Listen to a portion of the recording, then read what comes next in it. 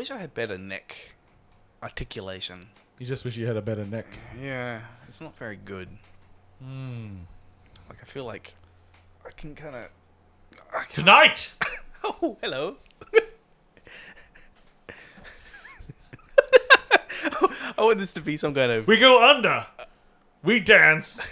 And we void things. We void things. Perfect.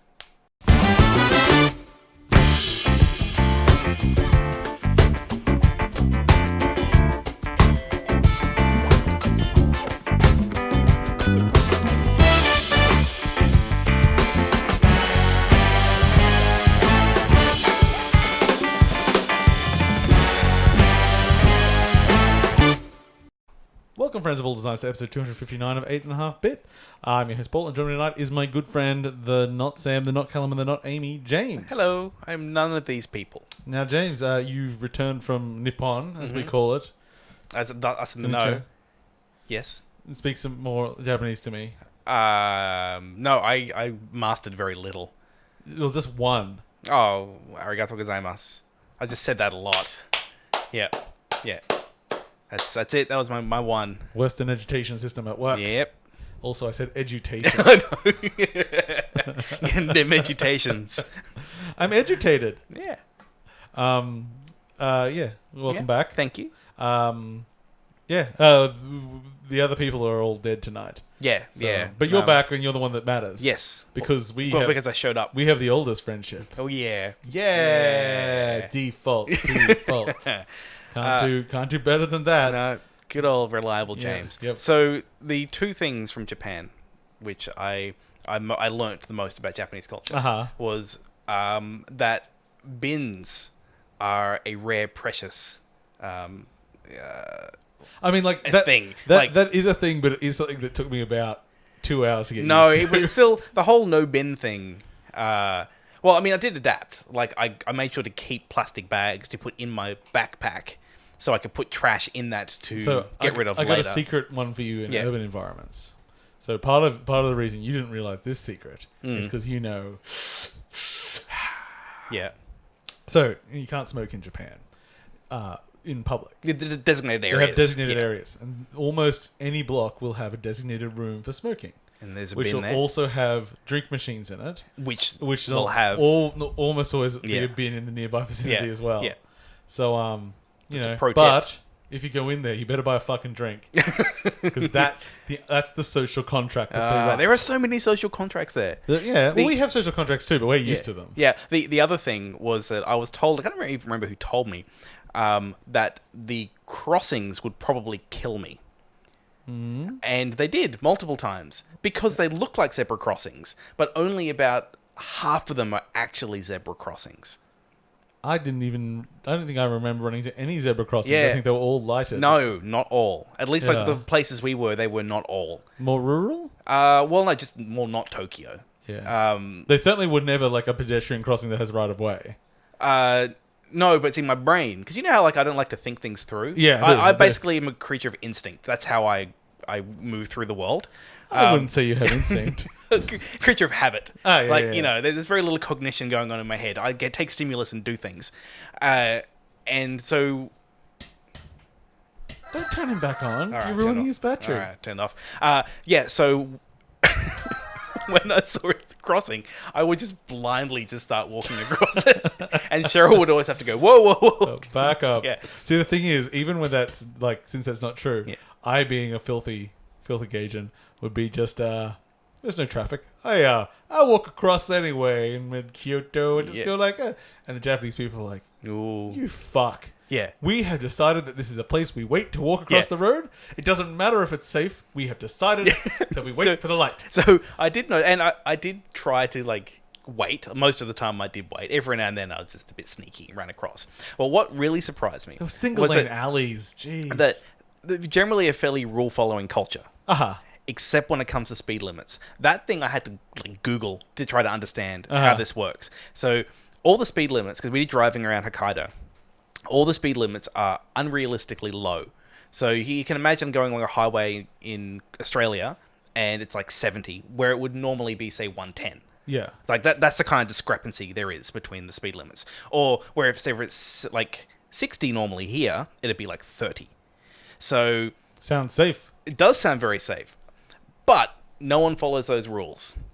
So after doing a little bit of research... Sure, people would be inconvenienced, but millions would be led. So after a little bit of research, there was a precedent that was passed in law that you cannot film someone performing a non-criminal act. So speed cameras cannot film you speeding unless you're speeding so much it's criminal. So what it means is everyone will end up doing just below that limit, which is different. I think it's like 20 kilometers an hour on a road and like 40 kilometers an hour on an expressway. They're slightly different. You're not allowed to be filmed in Japan unless you're committing a criminal act. No, like they can't prosecute you with footage. Oh, okay. Unless it's criminal. So that's sort of the rule. So it kind of rules out speed cameras for like, doing 5 over. Yeah. I was thinking I've seen a lot of footage of Japanese people where they're not, and then I realized they were committing criminal acts. Yeah. So again, very confusing because like I tried to do the speed limit, but in doing so, you'd actually be causing a blockage and people would be constantly overtaking you. So it was a bit dangerous. But I never quite knew how far I could push it because I did see someone getting a speeding ticket. So most of the time, I just waited for someone to pull in front of me and would just match their speed. Yeah. That's like, this I feel like is the safest thing for me to do. Like, for the most part, the driving was fine. Like, everyone's very patient and friendly. So, and it's all signed very clearly, even if you don't speak Japanese. So, it got around just fine. The Japanese fuck you, just the smile and wave. Yeah. Oh, they were very polite, but like under, like, just under, they're seething. Oh, especially on the trains, they hate me. It's like, you motherfucker taking up the space of at least 2 of us. Fuck you. Yeah. But I enjoyed my time in Japan. I had a good time. It's a fun country. Yeah. What is the best gaming thing you did? Best gaming thing? When I found Typing of the Dead arcade. That was a lot of fun. But was it in Japanese? Yes, it was. And I played with Cheryl. Cheryl being a lit student and being literate, me being not a lit student and also barely literate, she is very good at phonetics and I am not.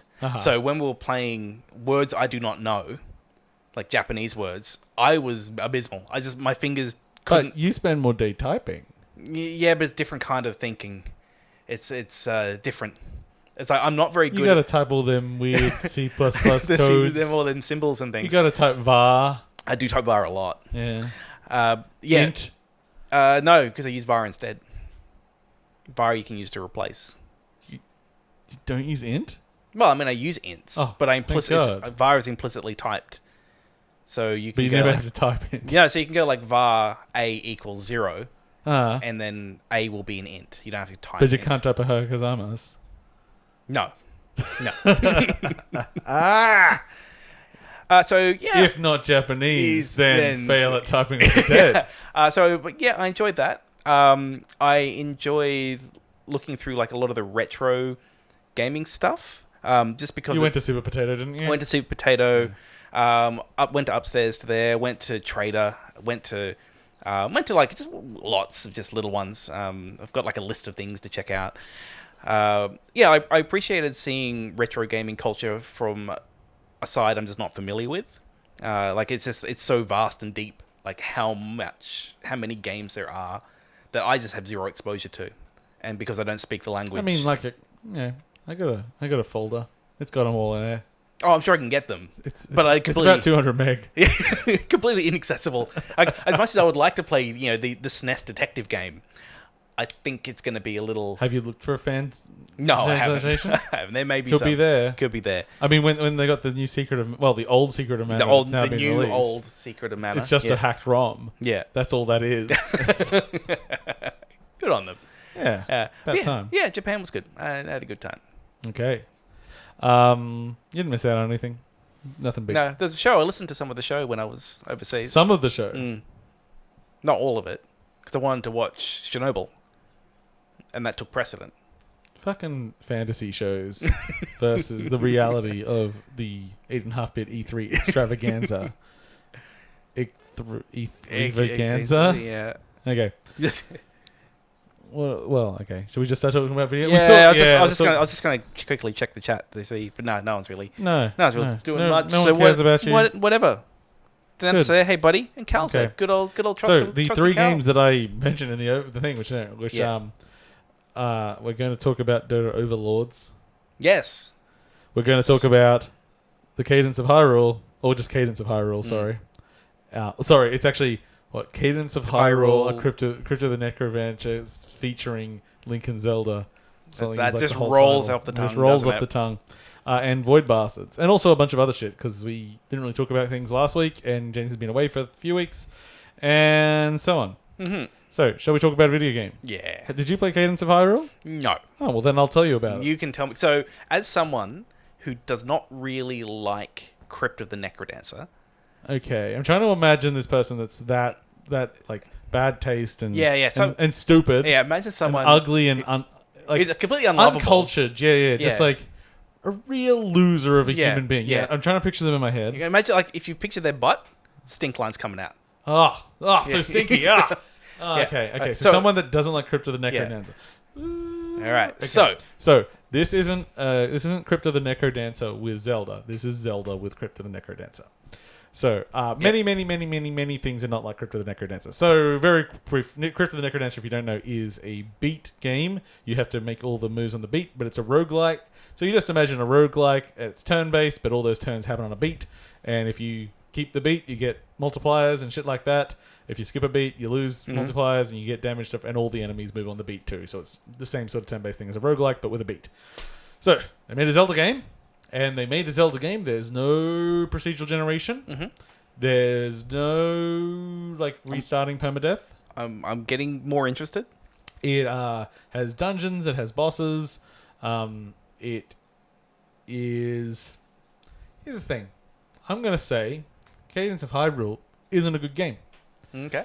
I'm going to say it's a very fun experience, though. So, things that you may like about it. Well, first up, the beat aspect, you can turn that off. All right. You could do that in Crypt as well. There was a character you could play that just let you move, and it was a turn-based game then. So it's just more like a traditional turn-based roguelike at that point. But you want to play it with a beat. If you can. Yeah, I thought that was kind of the point. Music-wise, it's excellent. So Danny B's doing it. You know, he did Crypt of the Necrodancer. He did the original Super Meat Boy soundtrack, things like that.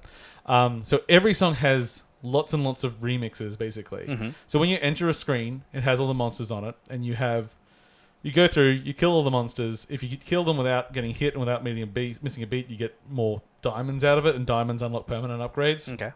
What kind of upgrades? Weapons, hearts, equipment, stuff like that. But while you're doing that, it's a very aggressive version of the soundtrack. Once you've beat them, you don't have to move on the beat anymore, so you don't have to navigate the world on the beat. Okay. But then it's a different version of the soundtrack. Then it's an even different version, like a slightly more 8-bit one, when you go to the pause screen. If the shopkeeper's around, he has his version, which he sings over the top. So almost every track in the game has like 4 or 5 variants, depending on how you're looking at that screen. Between them. It blends between them very, very seamlessly. So it's really fun. So the music is a really big thing. So, game started. I died 3 or so times just getting the general thing. And then I played for 4 hours and I didn't die. I think I died one more time before I finished the game. I just sort of was being very about careless. 4 hours long. I think the whole game maybe a little bit longer than that. I can't tell because it has a bug where if you put it asleep. So my first run took me apparently 99 hours. Yeah, good bang for your buck with that game. 9 minutes and I think 33 seconds. It's like, oh, is that where it times out? Why does it stop at 33 seconds? How interesting. Let's find out how they're storing this number. I don't know the actual time, but it's not super short without being long. It doesn't overstay its welcome, but when I was saying like it's not a good game, here's the thing. It has, if anything, more equipment than most Zelda games. There are a number of weapons you can get. So you can play 3 characters and you're allowed to switch between them either when you die or you can just at a travel point. And that's Zelda, Link, and Cadence. Okay, Cadence. Yeah. But they pretty much have the same weapons. Their last weapon is slightly different between the 3 of them. There's variations of all those weapons because often you'll pick up a temporary version of it made of glass, but if you get hit when you're using it, you lose that glass object. But then you get a permanent version of it, and Bob's your uncle, and you can do upgrades on them and things. So you've got all that, but then you've got all like user equipment, like you got your Deku leaves and your boomerangs and your power gloves and all the shit. And there's, I don't know, well over a dozen of those pieces of equipment. And are they used to solve puzzles? Puzzles and combat. Almost everything can be dual use.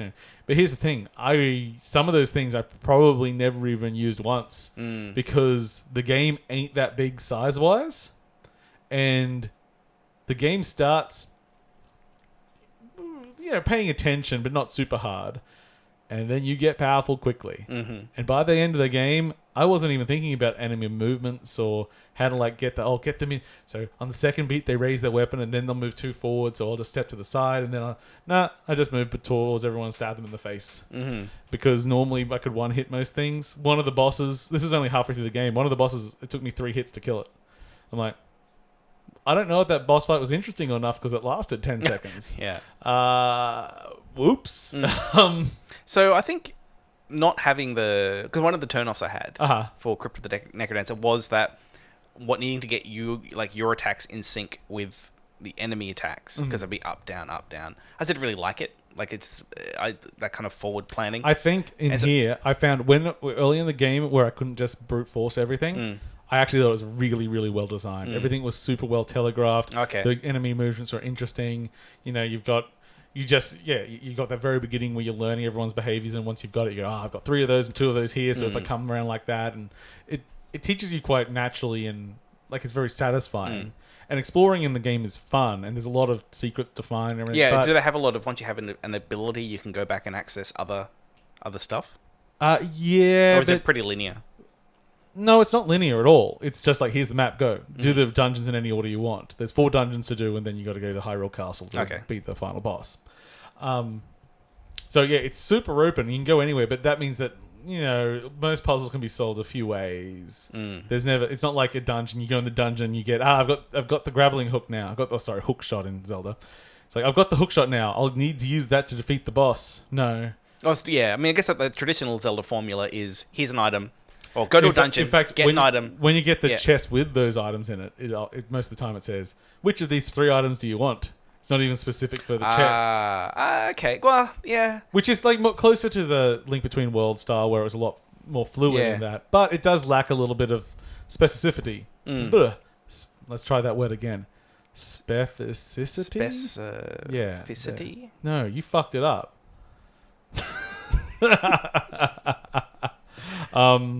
But yeah, so while I said like bad game, and I'm sort of ragging on it a little bit, it's immensely satisfying to play. A bad game isn't necessarily an unfun game. No. Yeah, I think it's an important distinction there. There's plenty of stuff that I've played where like this is kind of dumb, but I am having a good time while I play it. Like the world's pretty much laid out, like not exactly, but pretty much like Link to the Past. The warp points, they're all over the world. They're everywhere. Like you'll rarely be a screen away from a warp point, and you can just go there whenever you want. Just go map, warp, zoom, done. Yeah. So you can get wherever you want really quickly. There's little challenges that are repeatable. There are little puzzles to do. The designs are really, really funny. Like all the bosses are music themed because the whole idea is that there's these 4 musical instruments you've got to collect. It's really creative. I kind of wish it was a bit harder, and just like it didn't give you quite as much. I kind of want like a more restricted version of it that I actually have to play. Like you could make it harder by making your own rules, but I always find that a bit bullshit. It's like I'm never going to collect any heart containers in this game. It's like maybe they need like some kind of ranking system or there's at the end there's leaderboards, time and steps. So people trying to beat it in the least moves possible. Okay. I'm sure that'll be speedrunning community's delight, and especially since it's such an open game, like there's going to be. It's going to be a while until they totally maximize the speed of this game. I think it's going for about $40. Yeah, it's a bit too expensive. Yeah, that's why. Like, it's definitely something which is on my like watch list. And like, if that thing was like 20, I reckon if it was like 30, most people would just go, "Yeah, okay, it's a Zelda game." Yeah. But at 40, because they put Crypt of the Necrodancer on sale for like $5. Yeah. So a lot of people went, "Ooh, 40," and I'll get that other one. Yeah. Which I mean is still good, and Cadence will go on sale eventually. Yeah, well, that's what I expect. Like, it seems like the kind of title that'll go on sale eventually, and I'll probably pick it up then. But yeah, still really good. I really enjoyed my time with it. I just think it's maybe not that tight of a design at the end of the day. Yeah, which I think is kind of reflected in the general. Like, started looking up some review scores the other day. It's like, oh yeah, like around the 8 sort of mark. I'm like, yeah, okay, yeah. It's got really nice art, really great music. It's fun to play. It's just maybe not as perfectly designed as it could be. But yeah, lots of fun things to find in it. Anyway, that's Cadence of Hyrule, and you can play that on your Nintendo Switch. Good old Switch. Yes, James, do you want to talk about anything? Yeah, well, I played a lot, being on holiday. Yeah, but most of these are old crap. But most of them are kind of old games. No, actually, most of them are actually quite recent. Yeah, well, I mean, I will just quickly mention Final Fantasy X HD. Oh, okay. I'm so not let's start with the one that really doesn't matter. Yeah, but just because it's all right. Because I played a lot of it. And it only really recently came out on the Switch. Yeah, and I wanted to go back and play it because Final Fantasy X was really the last true Final Fantasy. Like, it was before they transitioned to like much more kind of flexible combat and generally more real-time stuff, weird kind of paradigm-shifting combat. It was the one where it's like you have a random encounter, you do the battles, and you leave. That's the old formula. So I wanted to go back and just to see how it felt. I was pleasantly surprised to find of those kind of like turn-based. I'm sorry, buddy, I'm keeping you up. No. That's just me. I'm not yawning at you. Sorry, I didn't mean to be that. No. I know. I actually won't stand this in too long because it is Final Fantasy X. I really. It was just my body. No. I'm an old man. I'm like, my back's a bit sore. I feel tired. I wish I brought a drink in with me. But not too much because you need to pee in about 15 minutes. No, I don't have that problem. I'm still at the point that I'm starting to do something at work. Say it's like 1 p.m. I'm like, I really need to piss. Like, it is like painfully desperate. I need to piss. And then 5, 6 p.m. I'm like, time to do that piss. This is one of the things I get insecure about getting old. It's not the grey. The grey I don't give a shit about. Well, you better have made peace with that. That's been there for like 15 years that's so fine. Far. And probably because I got it so young, I just don't really care. But what about the balding? Let's talk about that explicitly. That's the slowed. So I'm kind of okay with that. And the impotence? It comes and goes.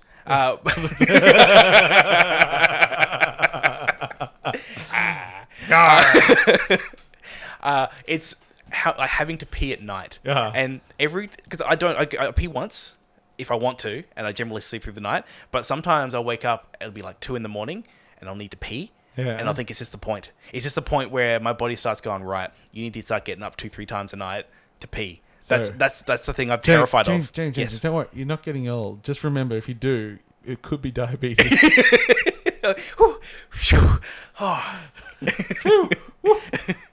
That's another bullet dodged. Anyway, Final Fantasy X. And how is it like pissing at night? Nothing. Okay. Yeah. So it was like one of the first games I played with a really engaging story. And it was another thing. It was like when I went back to play Beneath Still Sky. Yeah. And I wanted to be like, oh, is this story, was it good? Or was it just, me... Was it just there? Remembering it.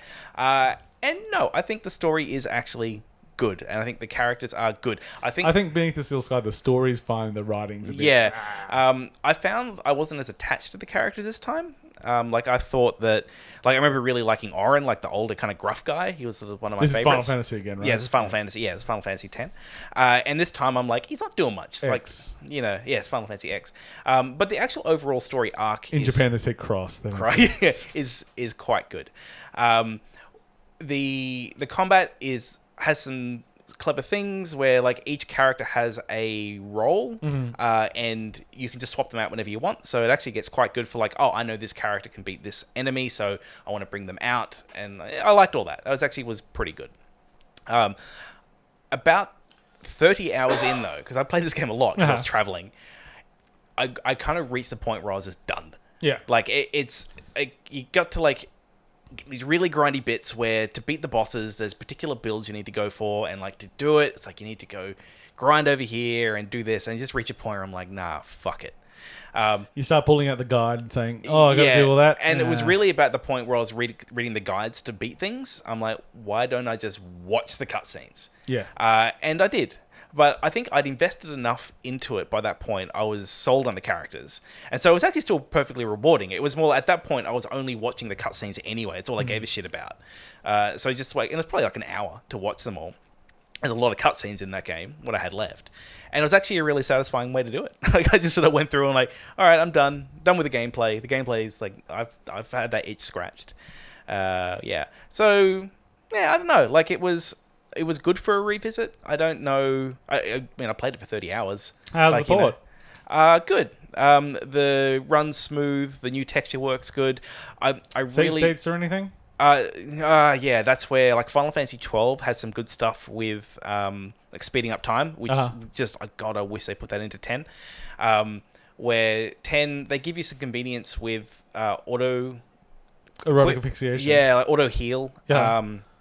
And auto use, like, and you can do like with items or magic. It's just like when you're grinding, you don't have to go into the menus, heal. It's like you just like swipe on the touch screen and go, heal everyone, please. And it does it. I feel like if they'd had in 2 or 4 times speed, maybe I would have stuck around with it more, because it just would have taken the edge off the grind. But without it, like, yeah. So I don't know. I didn't regret my time with it. You know. I'll give it that. Put that one on the box. Yeah. Anyway, that's Final Fantasy X. I played a shitload of it. Okay. Yeah. But yeah, what else did I play? It's done. That's your game for the day. Oh, God, I only got one. Now it's time for E3 cleanup. All right. Which means you can actually talk about some E3 stuff, because you probably have some other thoughts as well. Yes. But here's a few things that we didn't even mention. Oh, no. So the only time that we mentioned the word Avengers during our E3 discussion was when Sam said something about how they make hair short on protagonists because it makes it easier to animate. I'm like, Avengers proves you wrong, because. And then later I said, we'll get back to that, and we didn't. Yeah. So they announced the Avengers game at E3 after years of speculation about what this game will be, to a mighty wind of people going, what the fuck was that? Yeah. Some of the ugliest models since the 360 era. They went for like an aesthetic quality of the films, but they went for a character design of something else. Yeah. So they're not being the comics and they're not being the movies. They're using a bit of both, and they're coming out with some monstrous homunculus, which is just... It just looks like they got dead faces, stiff, old console game hair, and it just feels weird. And also I find it like, not wanting to do MCU I get, because then you're tied to the MCU and people have certain expectations of what characters will do and stuff. But at the same point, the characters that the majority of the mainstream audience understand are the characters of being established personalities of the MCU. So for you to say, we're going to do our own thing with it, not that you can't. I mean, Spider-Man, the last Spider-Man game wasn't the same one that's in the movies, but they did a really good job. It was a very good Spider-Man game. So if you're not going to do a really good job, you might be fucked. Yeah. So then came the disinformation trickle down. So have you followed much of the game at all? No, I haven't. You saw the announcement at E3? Yes, I saw the announcement. Yeah. Okay, so what we were sort of told was that it was a co-op game. It was going to be a bit of a living game, and they would be releasing more heroes as it went along. More live services. Okay, so it was most of those updates, new characters and new missions and everything would be free, and they would probably they'd have aesthetic. Microtransactions, but that would be it, and no loot boxes. Although but they have surprise mechanics. They have surprise mechanics. Yeah, that's the new joke. Freedom boxes, we call them, James. Freedom boxes. And then people went and started seeing it, and it was a bit weird because the story was the missions were like you'd play one character and then you'd be isolated from the others, and then you'd move to another character and you'd play as them, because it turns out the story missions are all single player. And you can't multiplayer them. But it's a game about a team. Yeah, but side missions you can do multiplayer. Okay, it's a bit strange. Yes. So at this point, for a game that is not that far away from release, we don't even really understand what the fucking structure of the game is, let alone if it plays like, because they really didn't show any substantial gameplay for people to get a feel of like what these things will be. See, like, I'm not all against there being a single player. Like, if this is a live service game, and the single player is effectively play through and then you start doing the end game, sure. Like, that's That's basically I could play through Destiny by It's myself. a way of doing fine. it, and it's a way of making you get a bit of playtime with each of the characters. Yeah, it's fine. It's not undoable. Yeah, but yeah, I don't know. Like, if they're gonna do that, I need to know, like, well, what's the rest? And just, I guess, side missions isn't quite enough. Like, what is it? Are they raids? Are we fighting bosses? Is that a side mission? Well, it's also being like a character action game. Getting those characters feeling good takes a lot of the time of development. So, you look at Kratos and the new God of War, you look at Spider-Man, you look at things like those games are so inherently based on those mechanics. Now it's like, well, by default, 5, but one of them dies in the intro, but he'll be back because it's comics. Yeah. So it's 5 unique play styles. Because they're not even not even like Marvel Ultimate Alliance, where it's like, okay, everyone effectively is just either punching or beam attacking. You think if you got like Spider-Man, who's going to be about grappling, getting around. Spider-Man's not in it. Oh, okay. So let's say the Hulk, which is going to be someone about like a brawler smashing stuff. Iron Man, who'd be a flyy laser guy. I don't know. These are all like basically different games. Black Widow, who's like a thigh crushy shooty girl. Yeah. Thor, which I guess is kind of a brawly guy. He's got some magic powers as well, but that's not necessarily that far away gameplay-wise from the Hulk. And Captain America, who gets to fucking die in the intro. He'll be back. But he gets to throw his shield. Yes. Ka-toing! So basically, I suppose both he and Thor have somewhat Kratos. Oh, actually, no. My game design brain is actually starting to group them together, and now I'm seeing there's like 4 archetypes. Well, we got a brawler, this is a shooter. Got a shooter. We got a flyer. Got a brawler. Yeah, and 3 of them really count as brawlers. Yeah. And then, but the first one they announced is Ant-Man, and he's got a shrinking gun. So okay, well, it just throws everything. And we got Doctor Strange, who's just doing shit with time. Like, okay, well. Yeah, it sure is a project. Yeah. And Crystal Dynamics is still being pretty tight-lipped about it, which is weird. I really thought it was going to be the big Square Enix announcement of the show. It was going to be the thing that was going to blow everyone away, and everyone just sort of ended it going like, especially the gameplay didn't look bad. When they showed those brief sections, I'm like, well, that looks kind of cool. Especially the Hulk. The Hulk looks good. It's like, it's a nice render on that, but I'm just so confused. And so much focus on like, here are the voice actors. I'm like, I don't care. Yeah. Show me what the game is. I mean, I know they're celebrities, but yeah. Celebrities have to be pretty celebrity for me. Who's your favorite celebrities? I liked Mark Hamill in Chucky. We did watch Chucky last night. That was real good. I am so confused by people that go and see a Child's Play movie and seem to expect it to be serious. Yeah, I'm pretty sure because we went to the cinema and it was us. It was 5 of us. Yeah. And one other person in there. And at the end of the movie, that other person was gone. And it happened to us once before. Yeah, and I have also at a Child's Play movie, Seed of Chucky. Yeah, I have a feeling our boisterous laughter at the brilliance that was the new Child's Play movie, absolute genius, may have driven them off. Like I literally was at I do slap my knee. Yeah. I probably at least 10 points of that movie. I was laughing so hard I'm hitting my knee. Just like It was How? I'm like, no, they're not there. They are doing it. They're doing and other people go, it's a bit, bit boring. I was like, what are you talking about? It's amazing. Don't be a store manager. The movie doesn't like store managers. So on Child's Play, if you are interested, just be aware it's not a Child's Play movie. It's a movie that has a doll that does bad things called Chucky. Yep. And otherwise, and there's a kid called Andy. But otherwise, it's completely removed different thing. From plot. Yeah. Not necessarily from style, but the characters are not the characters you've come to love. There, it's a different thing altogether. And that different thing, I had a lot of fun with. Yes, I had a good time with that movie. Yeah, I was expecting not good, and I left that having some of the biggest smiles I've had in a long time. It is the most fun horror movie I've seen in a very long time. Yeah, I can't remember the last silly horror that I've seen that was actually good. I mean, Cult of Chucky did not fit that. Yeah, I haven't seen Cult of Chucky. Yeah, it's not good. But, we still got Seed. Seed is great. Okay, other things that sort of came out afterwards. Oh, well, I realized this wasn't actually announced at E3, but I hadn't noticed it before. Phantom Brigade. There was a new trailer released. Phantom Brigade the pitch is Into the Breach. There's robots coming down. You can see the moves they're about to make, and then you choose your moves. Difference.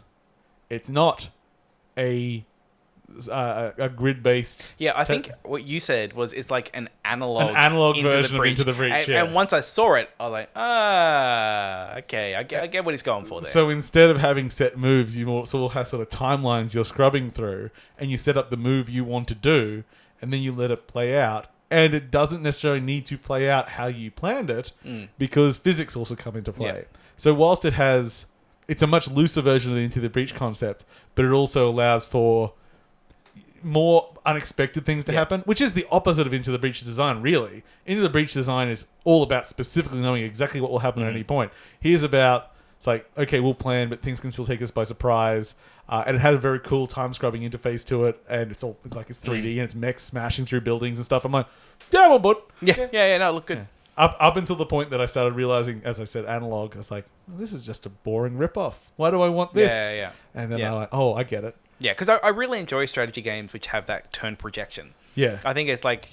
I can get kind of frustrated and annoyed at turn-based games when... Like, say if I'm playing like Warhammer. Like, I mean, like the miniature game Warhammer, where there's a lot of randomness. I tend to get kind of shitty. Well, I mean, one of the things like Wargroove, which I really enjoyed it. I'm still quite good on. But one of the things you get is like there's a lot of fog of war in that game, especially. And you go, okay, well, I guess we've got to move up this road, so I'll take some units up, and okay, end of the turn. And then 20 units come out of the fucking fog and massacre your army instantly. And you're like, well, okay, does this just mean I have to take little steps every single turn to make sure that I don't suddenly get surprised? If there was a mod for Wargroove that made it Into the Breach, I'd be like, ooh, cool. But that would be way too easy in a game like that. But yeah, it's cool. It's Phantom Brigade. We did briefly mention The Witcher 3. I thought we didn't, but I re-listened to the episode a minute. It's coming to Switch. And I just wanted to say that I reckon they're doing a bang-up job. The stills look very good. Well, there's video out as well. I haven't seen the video yet. Yeah, it runs... 30? I don't know if it's a consistent 30, but that's what they're aiming for. I'm expecting between 20 and 30. I think if it hits that, and it's The Witcher... That's pretty good. Yeah, I mean, it's a visual downgrade. It's also a mobile platform. Yeah. It's pretty freaking impressive, really. I'm kind of like, because I didn't finish Witcher 3, like, maybe I will. Switch you would. Maybe I will go Switch. Just so, because, it's the sit next to the wife while she's watching a terrible TV show choice, and I might have the hours into it then.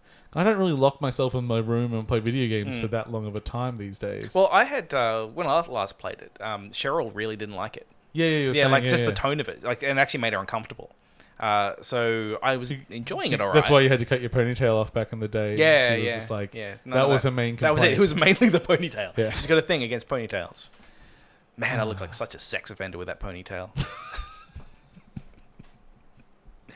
So fucking creepy. Every time I see a kid that looks like I did as a teenager and has decided to grow his hair long like I had as a teenager, I tell them, no. No, just don't.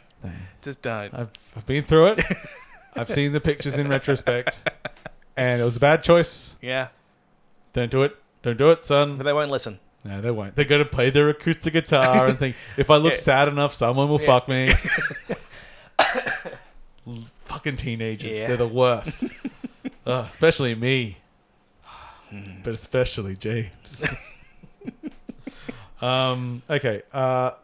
And then, Microsoft Flight Simulator. Yeah. We just threw the name out, but I knew you were excited. Yeah, so this was one of the things that took me by surprise. In fact, when I know that with the show and the chat, people were sensitive about E3 spoilers before you watched it. And you son I'd forgotten about it. Yeah, you complete dick. Yeah, and so I was reading the news, and there was things I could have said, but as a joke, I just thought, what's the one thing that only James will care about? I can get excited about, and I said, oh yeah, I wasn't expecting you Microsoft Flight Simulator, and then I think Sam piped in, and was like, spoilers. Okay, well, so I was glad that I picked the thing that I'm pretty sure no one else cares about. We care.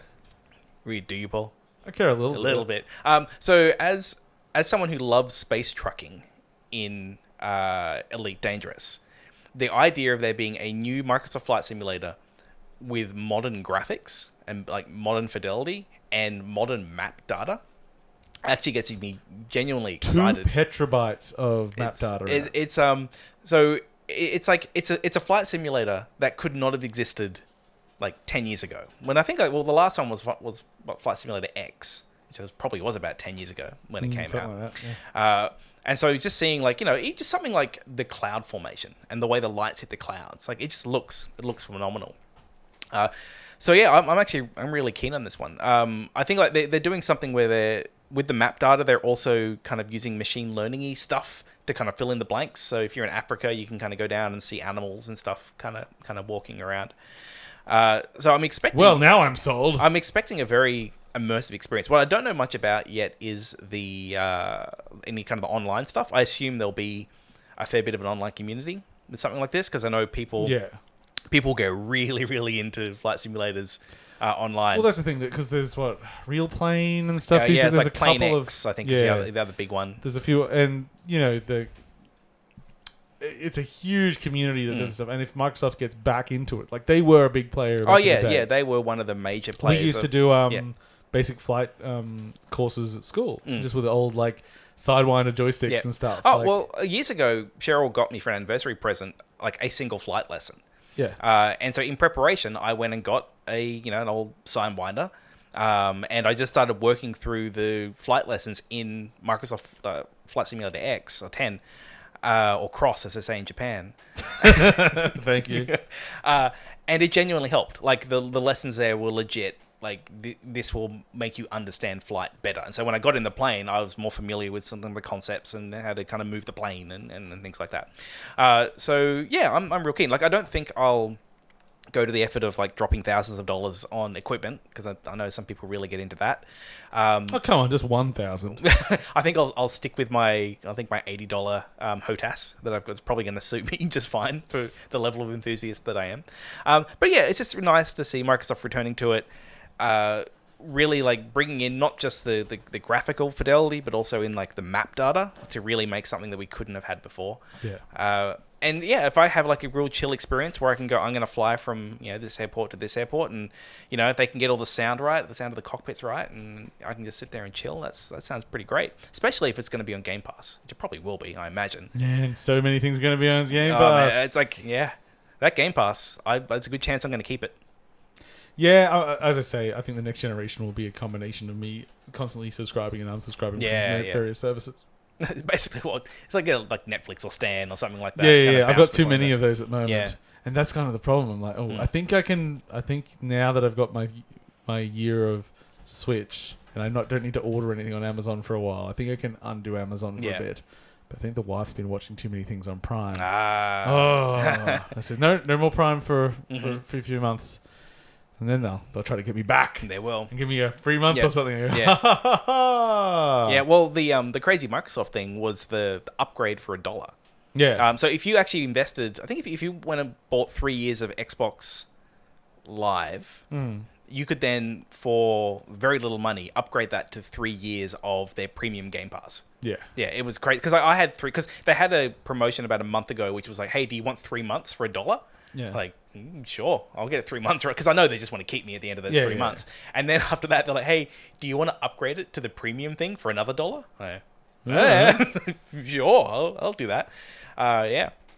And I've been very happy with some of the stuff that's on there, because there's a bunch of games on Xbox Game Pass. Xbox Game Pass has been pretty good for me so far. Because there's just stuff like Opus Magnum was one of them. Yes, I've downloaded, but because I've been wanting to play it, but I just couldn't be bothered buying it. Yeah. No, I have the same. Like, it's been on my wish list on Steam for ages. Because it's Zachtronics, isn't it? It's Zachtronics, yeah. It's probably one of the more accessible Zachtronics games. And so it's on Game Pass. I'm like, yeah, all right. Yeah. I'll grab that. Well, I don't know if you heard me briefly talk about it in the last episode, but Kingsway was on there, which is a game I've been wanting to play since it came out. But again, like, do I want to buy it? It's like, just there. It's great. I can just try it out and have a good time. Yeah. Okay, since we're talking about Game Pass...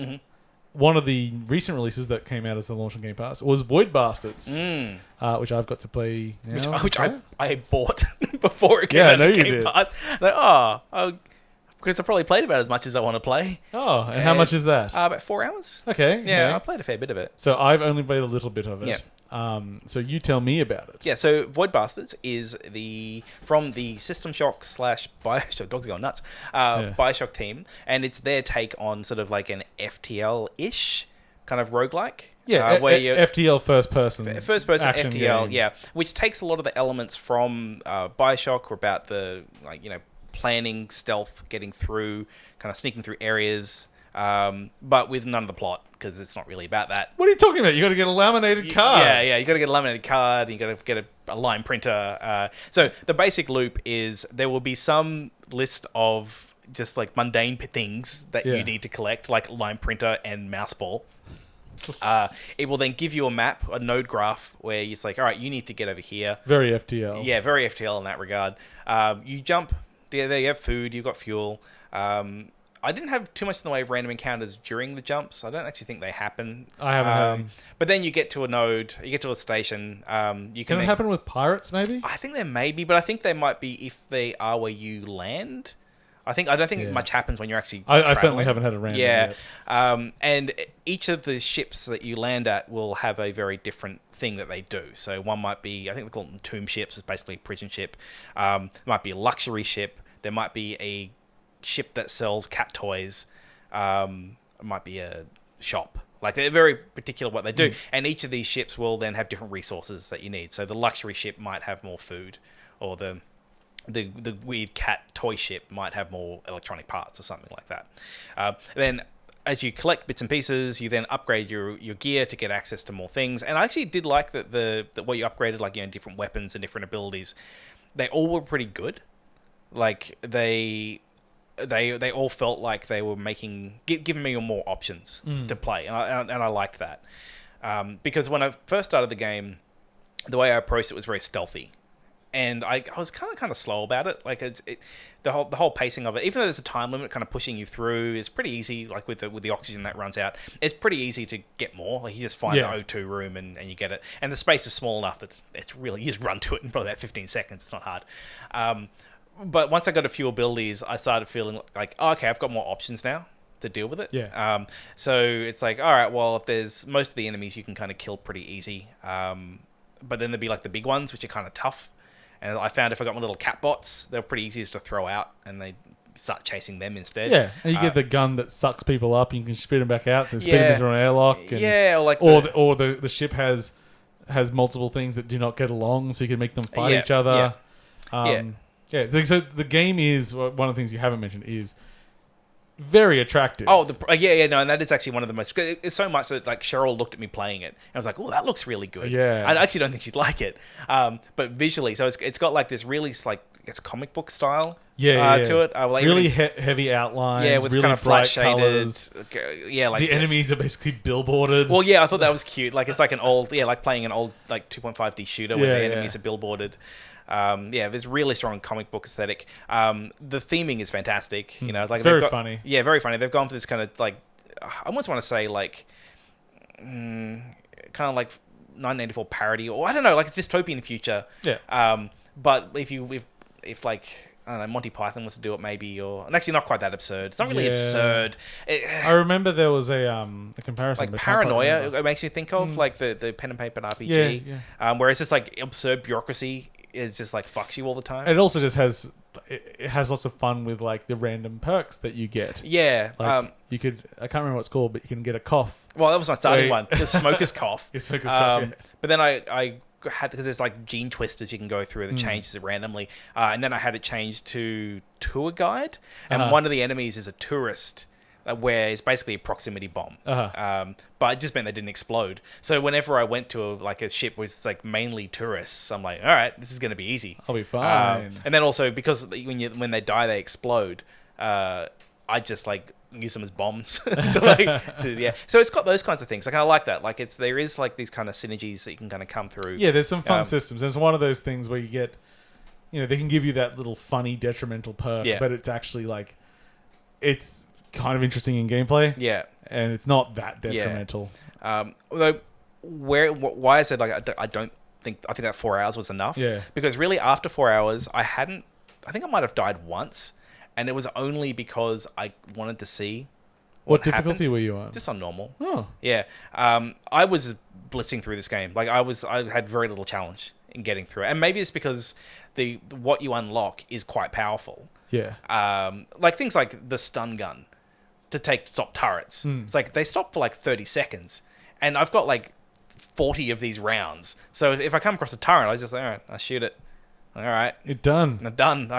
You've kind of solved turrets now, and so I didn't really feel it was too challenging.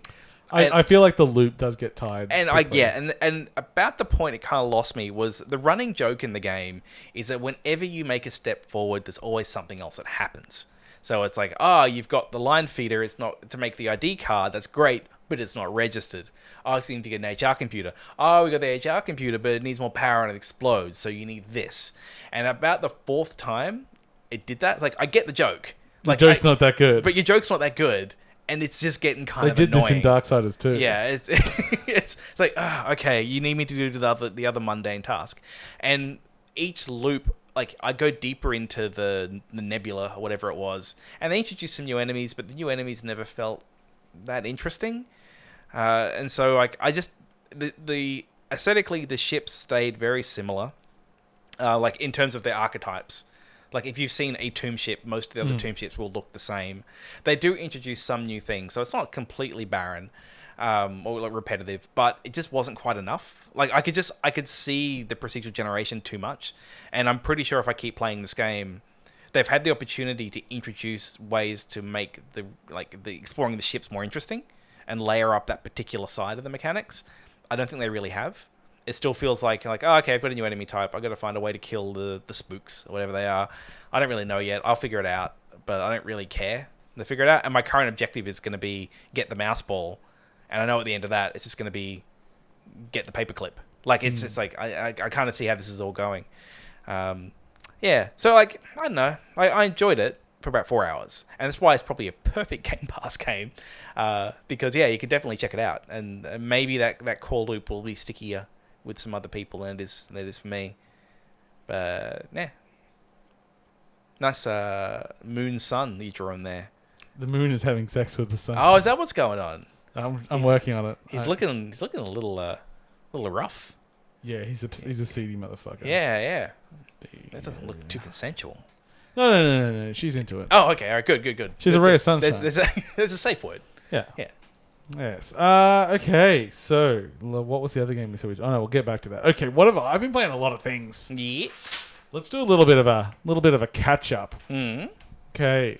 So, very very quick game to talk about. Kids.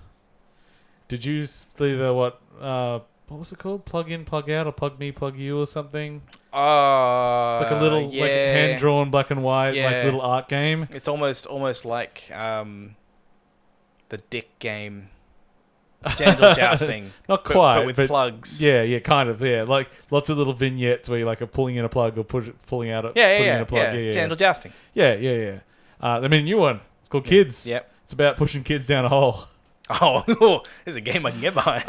You can play it on PC or iOS. It's like just a little art experiment. It'll take you like 20 minutes, I think. I really enjoyed it. It's just nice and reactive. Lots of kids running around. Lots of kids picking on other kids. Lots of pushing kids down holes. It sounds amazing. Yeah. It is very interesting. Like the animation, the systems they've made of making these kids move as mass, because like hundreds of kids will be running around the screen, and you'll just be like chasing them with your finger or whatever. It just feels good. It's not as I say, it's a small art game. There's no challenge. There's no anything. It's just go through these odd little vignettes and then murder some children. Yeah. They don't really die. They bounce when they hit the ground. Oh, well, that's all okay. Okay. Other ones that are small to talk about. American Fugitive. Okay, have you seen this at all? No. This came out on Switch. I'm not sure if it's on other platforms. Probably is. So, you know how we were really, really disappointed in Shakedown Hawaii? I wouldn't say really, really disappointed. But I was. For the sake of hyperbole, yes. Yes. Okay, so what if we went the other direction? What if instead of taking GTA and making it as wacky as possible, we take GTA and then we try to ground it a bit more? Oh, okay. So American Fugitive is you've been in prison, basically framed for the murder of your father. You've broken out. You are in a rural American small town, and you're trying to find out who killed you. Solve the mystery and everything. So there's hillbillies. Well, not so much hillbillies, but just rednecks, trailer parks, like driving tractors, getting in a like muscle car and doing a little tour around. So all GTA stuff, but it's not focused on going wild and causing a lot of damage. It's more about like, let's avoid the police and you rob houses. So here's a really interesting thing. So if you're robbing a house, you do not go in the house and run around and push, like, trying to pick shit up. What you do is before you rob in, you can walk around to each window, peek in, work out like, okay, is there someone in there or whatever? Okay, the house looks clear. I'm going to break in. Going to select a tool to break in, whatever. Okay. Go in. Screen goes to a blueprint of the house. And there's a countdown timer of time until the police arrive. The room you're in has an amount of time to search. You go, search room.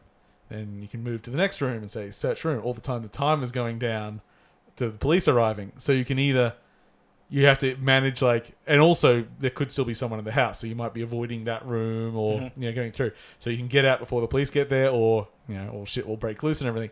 So it's like, it saved them from modeling and trying to make the interactions inside a house. That's very clear. That's okay. That's real cheap. But it's also like, that fucking sucks in games when you just like, let's just walk around the room and push A on everything. No, this little abstraction is just as effective. Are you saying that Red Dead Redemption should have just had more top-down... Oh, fuck yes. Oh, God. It's important, Paul, that you see the animation of the opening and then the reaching. He's got a can of beans! Look at it. Look at how well-rendered these beans are. It's like... Okay. It's like playing Shenmue. Fucking yes. I mean, we made the argument that Red Dead 2 was just the Shenmue of the modern age, which is good because from what I hear, that Shenmue 3 is the Shenmue of the old age. So it was just like, they've made a Dreamcast game, but it's coming out now. Like, is that good or bad? I don't think it's good, buddy. We've come a long way since Shenmue. I put my $20 or $30 into it. I'm fine. I'll play that game when it comes out, and I'll go, I don't remember anything of the last two games. I mean, I finished them both. So I'm not the man I was though. No, I can't do it again. It was a different time. Yeah. So American Fugitive, it's the cars are fast, but not so fast that you're like careering off. Yeah. It's got actual physics, unlike. So things have inertia. Yeah. So there's and it's, you're in cars with old country boys. You're being chased around a dirt path road, and you're sliding around, and you do a jump and. Yeah. So when we say GTA, we're talking about the top-down GTA style. Yeah. Old school. You have to, if you're being chased and you run through someone's backyard and they've got clothes on the clothesline, you change into their clothes, including dresses and everything if you want. So you just run around and go like, looking for a man, pink dress, rah, rah. It's like, oh shit, quick, better change clothes again. It's not super deep, but I think as far as that experience and that, that fantasy to play, it's actually pretty good. Yeah, I was pleasantly surprised with it, and all the interactions work pretty well, and the characters are kind of funny. And how much was that one? I think it was around 20. That was the number I was looking for. Yeah. So far, really enjoyable game, and just like it's what I wanted from it. I think if you take away all impact from something, that's exactly what that sentence means. I mean, I meant like physical impact, but. No, it's true. It's like, you take away any inertia, any like challenge, any meaning of anything, it does just become like a bunch of flashing lights. It's like, that's not that exciting. It's like, oh no, I had to jump out of my car and run across the road. Oh, that was the most amazing thing that happened to me. So I'd fucked up or something. The cop car was just like, I was about to be like explode, and I was like, and I just quickly accelerate over a train line. Did not notice that the lights were going. Cop car comes by, gets cleaned up by the train. I'm like, just like the movies. Systems sometimes work and fun way to just drive away. That's fucking great. So what's the aesthetic? It's pretty realistic. It's not like super realistic because they didn't have the budget for that. But it's a realist style. It's a 3D polygons. Which especially for all the cars flipping around and stuff. Well, it makes that easier. Yeah, it makes that a lot better. So American Fugitive. Now, James, I'll let you look at your list. Okay. Or I'll just nominate things for you. That detective has boxer shorts with polka dots on them. Don't think that long. I guess we should talk about Dota Underlords. Yeah. I feel like we should because it's either it's going to be the biggest thing in the world next week, or it'll be completely forgotten about next week. I feel like this could go either way. I play Dota Underlords because I'm going to take point on this one. You go for it.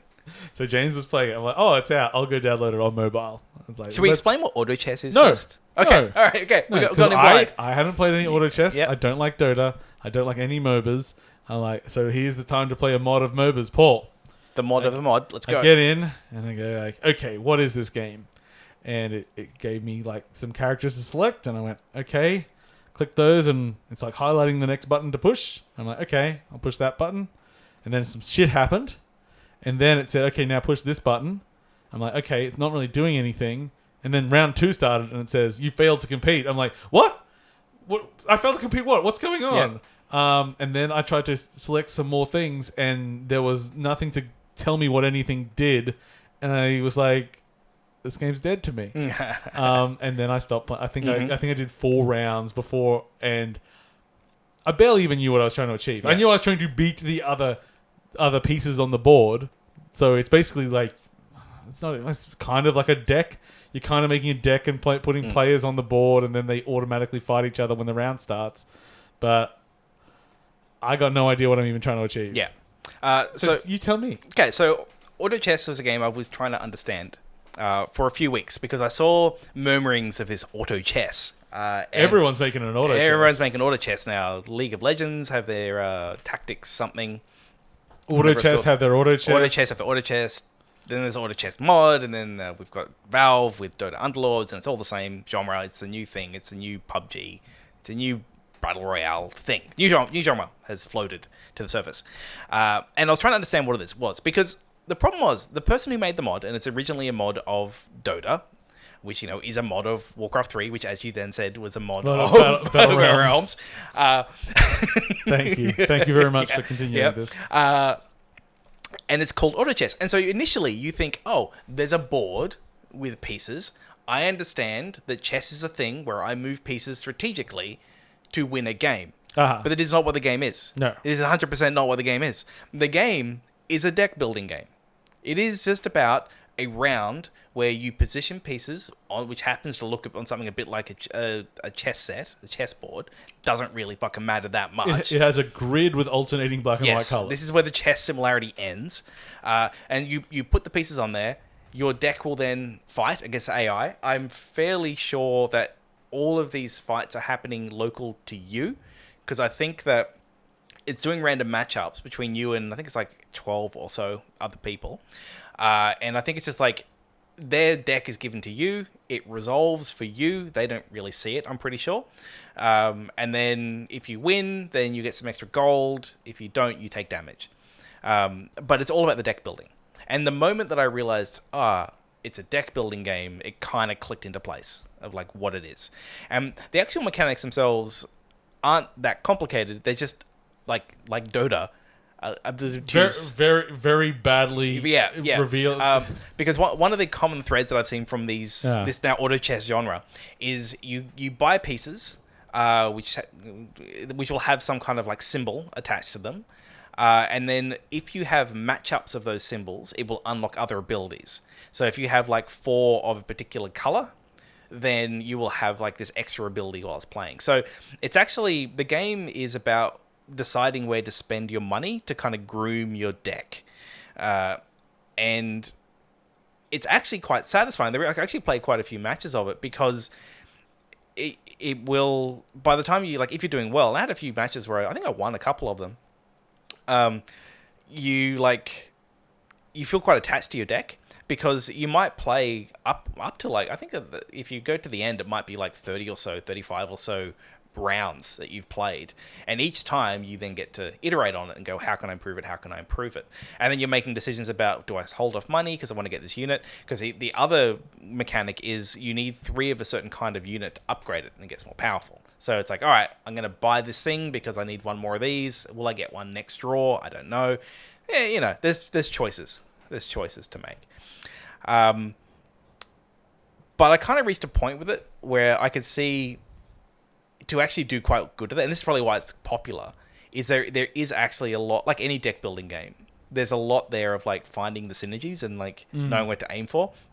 And to be competitive in it, I feel like it's a whole rabbit hole of learning about, where to spend my money and what cards to chase, what's the current meta, to like, how is this card doing against this?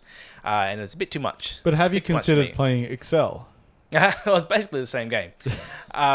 You could. It's got a grid. Yeah, well, you could make Excel auto chess. Like you could actually get Google Sheets because it's all about random calculations. What? Yeah. Why don't we port it to Google Sheets? We could make Google Sheets auto chess. Absolutely. We'll make tens of dollars. Tens of nothings out of it. But what I find most interesting about auto chess is more what's happening with the whole forming genre than the actual game itself.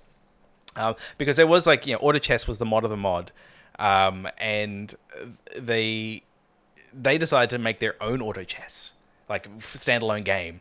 But then Valve came along and beat them to the punch on mobile. They were trying to make a I thought auto chess was out on mobile. Oh, it is. Yeah. Well, but it was it was out on mobile, but it was really Valve kind of swooped in and kind of did their big marketed launch and things like that.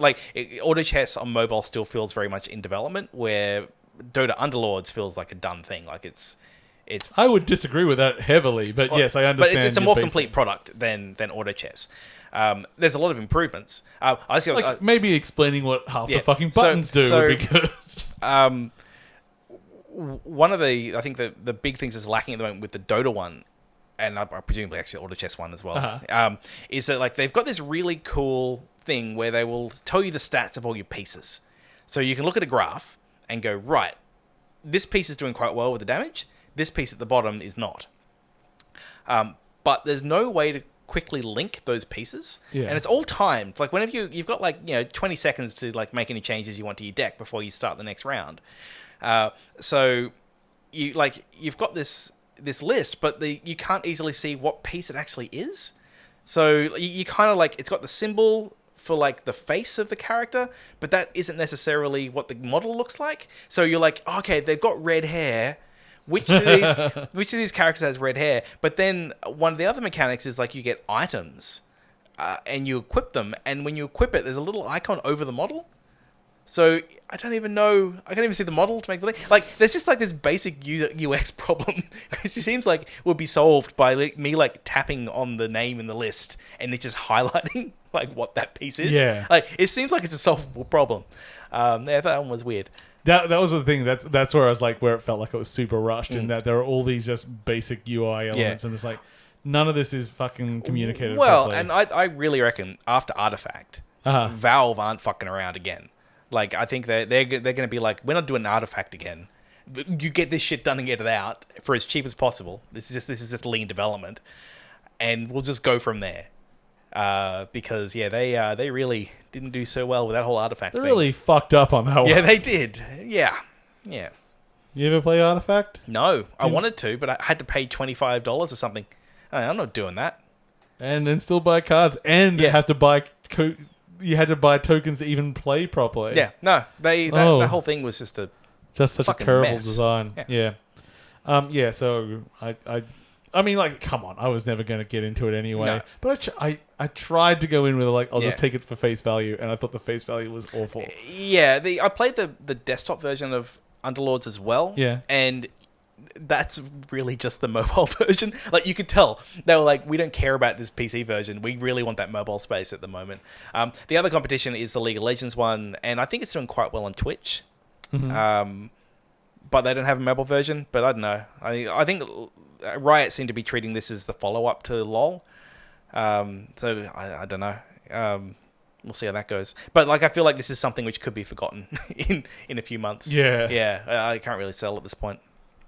Yeah. Okay. So I crossed that out. Oh, I already crossed it out. I was so excited. Oh, you were so keen to get rid of it. Okay. Time for My Friend Pedro.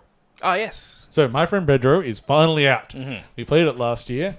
And I was very excited to get my hands on it for two reasons. One, it's a very fun game. Mm-hmm. And two, I wanted to play the Switch version to see if it was any good. So you played the Switch version? I did play the Switch version. See, no, I didn't want to do that. Now, I wanted to play the PC version. A lot of people are... it's getting pretty good reviews. Mm-hmm. And the Switch version, people are it's pretty good.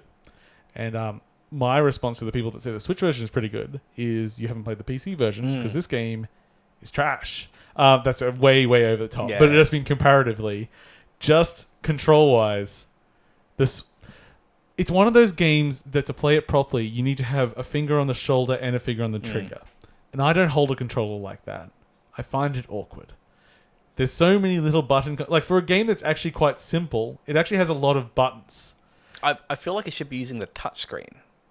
But how would you use the touchscreen? Like, I don't know, like tap or where you want to shoot your second gun or something. Shooting the second gun, because one of the main things in Pedro is you pick one target and then you shoot elsewhere.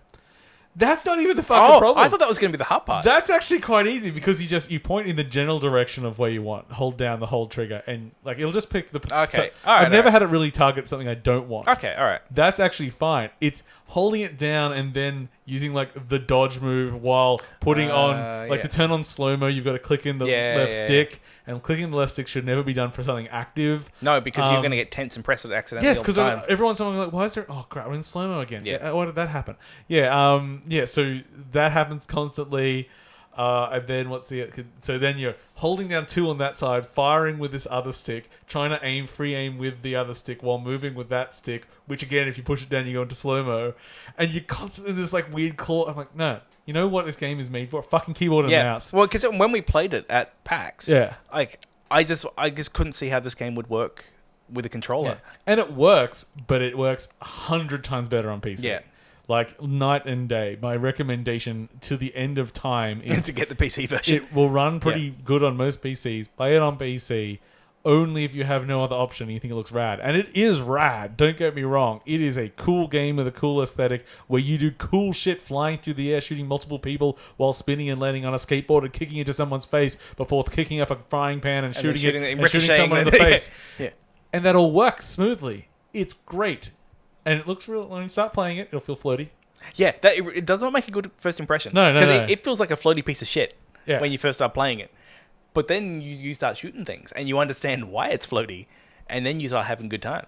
It's real good time. I was not expecting the game mode to change up as much as it can. Yeah. Like with the motorcycles. Mm-hmm. Like, I thought that was a nice... I just thought it was going to be very level-based. Like, and they do a good job at incrementing and adding new things. I feel like it's a nice pace to it. That you get new things, you get new ways to kill people. Yeah, new little toys, new little ideas to play with. I think that's cool. But then every now and then they're like, oh, motorbikes? Like, oh, okay. You can motorbikes. It's a bit weird. This doesn't feel quite as polished as the rest of it. But sure. Yeah. I mean, really, my impressions haven't really changed from when I played the demo. There's just more of it. Yeah, and I haven't finished it yet, so I don't know how long it is. What we played at PAX was already pretty polished. Yeah. And this just feels like the rest of the game is what it feels like. Nice. Don't talk about my explicit genitals. I thought it was asparagus. It's asparagus. Quick, put some more leaves on it. It already had a few leaves on it, but that's because you've been rolling in the mud. It's a portrait of you. It's the resemblance is uncanny. Yes. Let me get the dimples. Needs a cowboy hat. Yeah, put the cowboy hat. It's actually all of it is just the Pope's hat. Oh, it's just a Pope hat. Yeah. Please draw the Pope hat sitting on a penis. He's evil Pope. Oh no. Get some evil eyes. Get some evil Pope eyes. Got a bit awkward. Do you think that the podcast listeners get sad that they don't see my drawings? They don't see your fantastic Pope hat? It's more hat? of a chef's hat, actually. Yeah. Evil chef. Which you could put over your penis. You could have a spoon. Yeah. There's a spoon. That's a very good ball.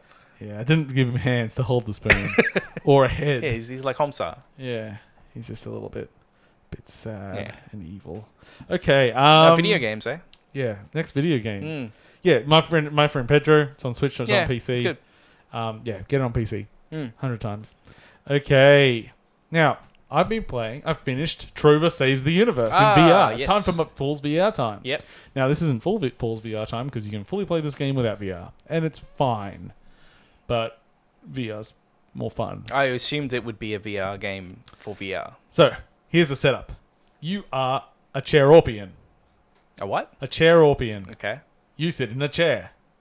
This is their clever way of making VR work. Oh, okay. Okay. That chair can swivel. So you can rotate. Yep. And also, when the main character Trover, who is just a purple man with babies for eyes, you control him like just a third person platforming game. He will run off, and when he runs to another warp point, the Chairorpian can warp to the next warp point. Oh wow! Well, And here's the thing. Here's spoiler for like the first ability you get in the game. Yeah. Get the ability to pop up, so you can go like you're on the ground, pop up 1 level, pop up 2 levels. It's your pop up chair. You go pop up down. Okay, so this game is by Justin Roiland's, and it is very, very Justin.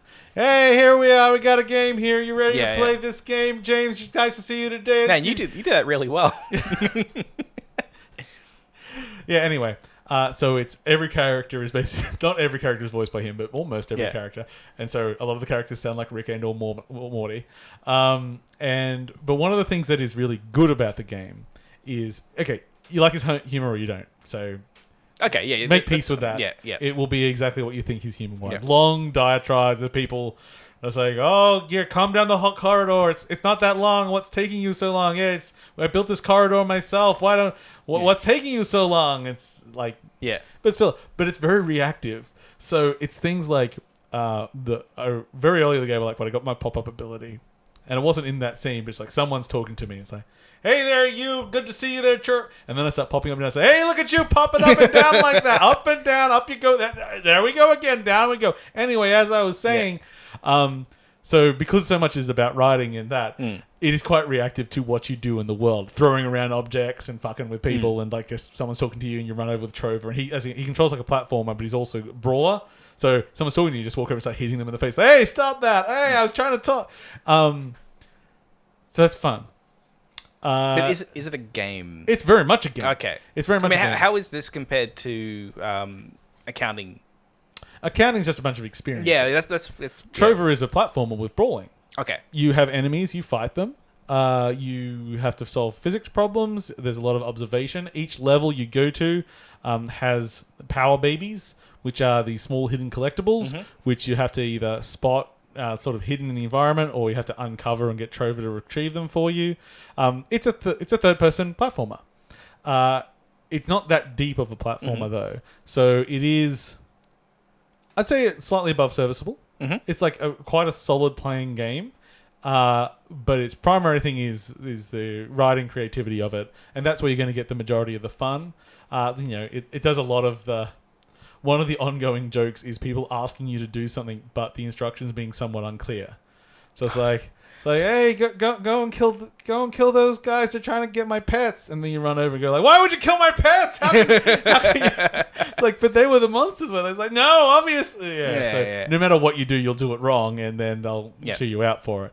So stuff like that. But yeah, a lot of observation puzzles, and observation puzzles are quite fun.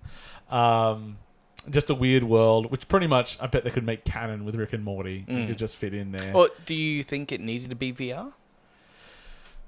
It doesn't need to be VR. And that was the thing that he said he was making it as a VR game. I heard him talking about it somewhere. They were making it as a VR game, and then they're like, well, just wait, what if we don't do it in VR? So you can just play it normally, like looking to the TV. In fact, you get free rotation there. You don't have to do the step rotation. You still pop up and down. You just because you're controlling Trover, not so much the Chairorpian who you are. But because it's like quite inventive environments and wild worlds and stuff, it's just more fun in VR. It just feels more natural, and it just gives it just that little bit of extra edge. It's still an okay game without, but it's not a huge endorsement from it. I don't think it's an amazing VR game, but if you like his humor, and especially if you're just looking for something on sale, I don't think it was super expensive, but it's still like $30 or something. I think it's on. Oh no, I think it's on Steam as well. Yeah, it's on PSVR, which obviously that's the only VR I have. I think it's also on PC, at least in some form. And the plot is actually about... It just starts because it works for me. So you've got 2 dogs. 2 white little dogs. You can relate. Yeah, I can relate. Yeah. And then a big scary monster comes and shoves them in his empty eye holes. And gets all powered up because he's got dogs for eyes. There's a lot of people shoving stuff into their eye holes. It seems like a theme. Yeah. Well, he does love eye holes. Yeah. Anyway, Trover saves the universe on several VRs. Okay. James, you need to look at your list. Yeah, I do. I like looking at my list. Mr. No Memory. Yeah, I don't remember shit. You know what? I do want to talk about COD Mobile. Okay. I do want to, because I feel like mobile is often given a hard rap for good reasons. I mean, look at you, Mr. Dota, Mr. Yeah, I know. COD, I know. Like, I'm really... Mr. Final Fantasy X. I know. That was the one I was waiting for. I gotta talk about that Final Fantasy. Yeah, okay, so COD Mobile was announced a while ago, and it is kind of like a mashup of other CODs, that game modes and maps and things like that. You've taken off your mic. You're going to get all real podcasty? This is when I get real, baby. And I've always, as a mobile developer, I'm always interested in where it's going, right?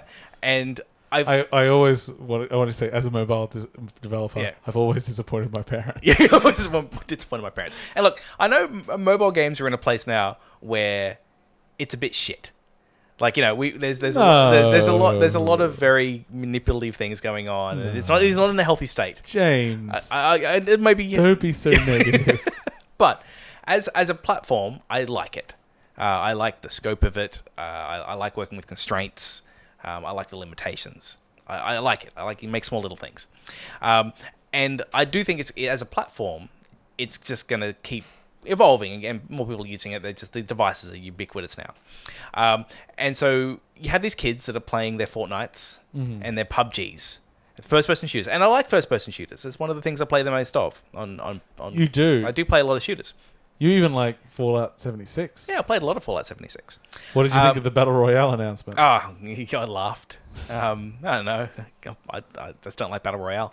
What? Okay, sorry. Get back to the game we're talking about. Yeah, okay, so back to COD Mobile. So this is COD Mobile, not everywhere yet. It's currently soft launched in Australia. We got it again. We got it. So given my interest in the platform and the genre, I was like, all right, can I play a shooter on mobile that I feel, it has decent controls, and I can have fun shooting other people? The answer is yes. COD Mobile has actually very clever controls. Yeah. And it does this by... You have kind of like two modes when you play. You have like your advanced mode and your kind of simplified mode. The simplified mode will, the moment the reticle goes over an enemy, it starts shooting. So you don't have too much to worry about. You've got like your left thumb will kind of like, forward, back, strafe, left, strafe, right. The right thumb will kind of move the camera around. And if you just put the reticle over someone, there is like a soft button to kind of go to aim down sights. You don't have to use it. You can hip fire as well. And yeah, you shoot. And I actually found I'm not bad at it. Like playing it, like I'd either I'd get in the top 3 quite regularly playing it. And then after I played it for a while, I then moved on to the advanced mode because I felt like I was hitting some of the walls. Like part of the problem with auto fire is you can't say put down suppressive fire. So the other mode is you use your left thumb to kind of move around, but there's like basically a shoot and look button as well. So you can kind of look around, and then when you want to, you shift your thumb over to the shoot and look button. I think you're playing your bacon game. Can I try and put bacon on the Statue of Liberty while you're talking? It's a hard level. You're doing a good job there, buddy. No, I'm not. I haven't won yet. I thought I'd just celebrate this mobile talk by playing the best mobile game. And actually found like I've been getting better at those controls as well. One of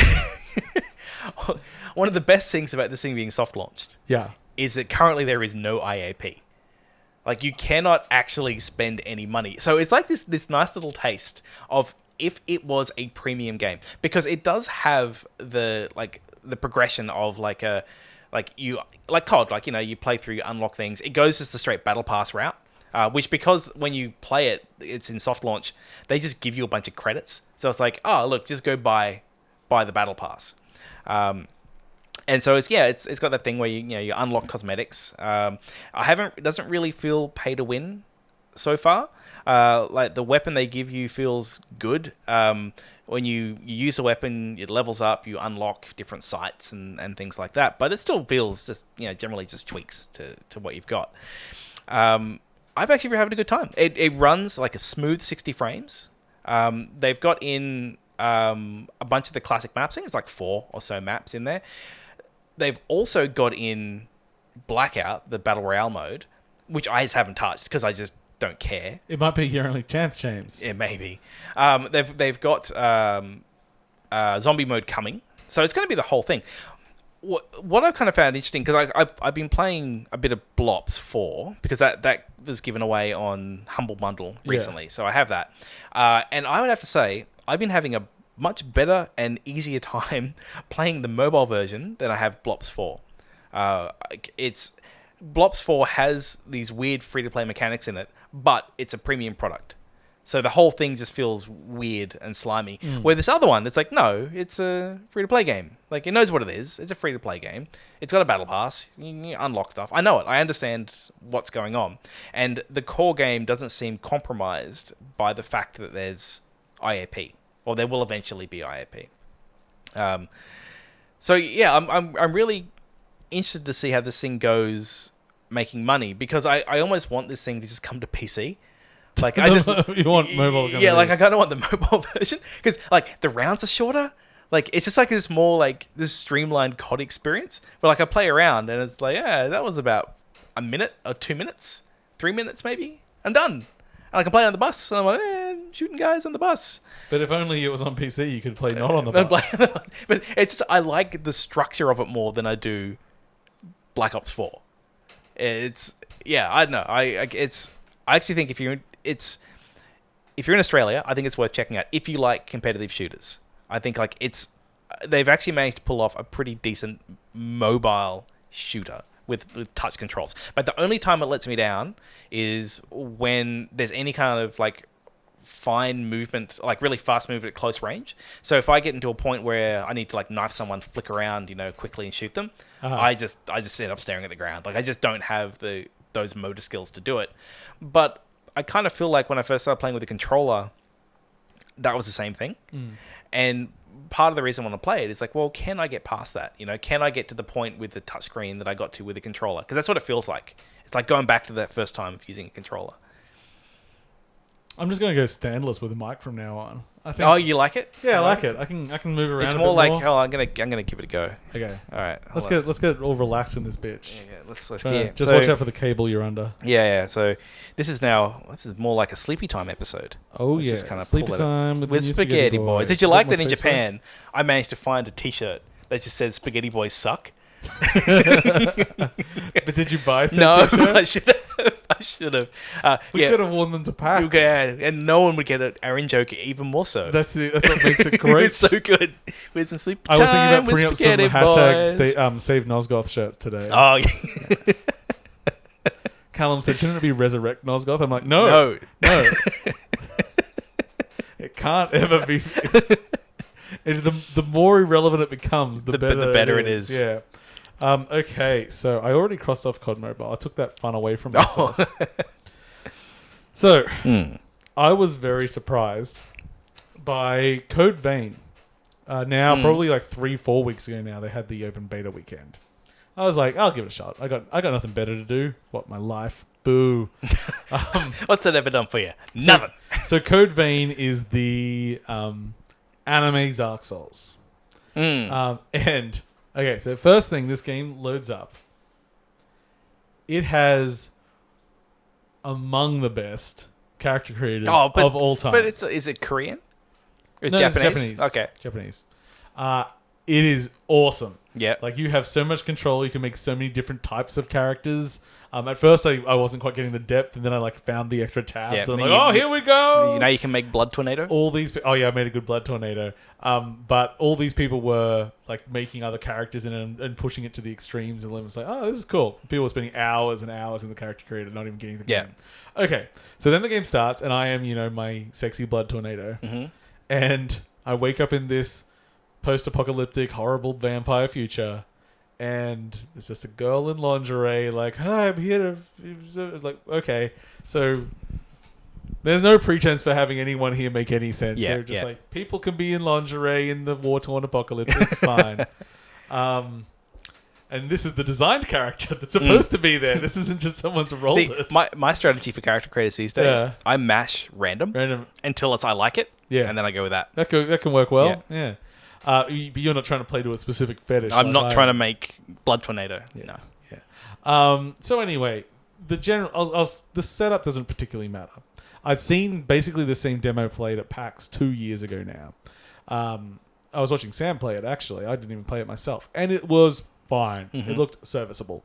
And it's like, well, is that going to be enough, especially when it comes out? I thought it was going to be that year at the time, and now it's a few years past. So it has a few key differences. The one thing is that there's not a lot of permanency in how you build your character. Because the game is kind of about changing that build up regularly. In fact, you're sort of these... I think they are called the veins. Maybe I got the wrong thing there. But anyway, you sort of have this core class that you pick. And those classes can be collected. And they're dropped by bosses. So when you kill the first boss, you get the Berserker class. And now you can play Berserker skills. Yeah. So, you go into a boss and your character is not spec'd for it. That's fine. Go to a different class, spec it how is appropriate for the boss with the power that you have. It's very free in that. Other than that, the levels are very Dark Soulsian in rolling back on each other, stuff like that. Very catacomby. The sort of the main level up until the first boss is a bit boring. It sort of caves. That said, you know what I can do in this game that I never even attempted in Dark Souls? Parry. Oh, you can. I fucking parry everything in this game. They've made it a bit more forgiving? Well, I don't know. I don't know what it was about this game. Maybe it was good. Maybe it was because it was a weekend and it didn't matter. I'm like, fuck it. I'll just learn. And it took me like 2 deaths to learn. I'm like, okay, I got it now. I can parry these motherfuckers. Most of the characters then dying in one shot. I'm like walking around like a god. I love it. So until you fuck up. Yeah, until you fuck up, and then it's a bit Dark Souls. It's still more forgiving than Dark Souls.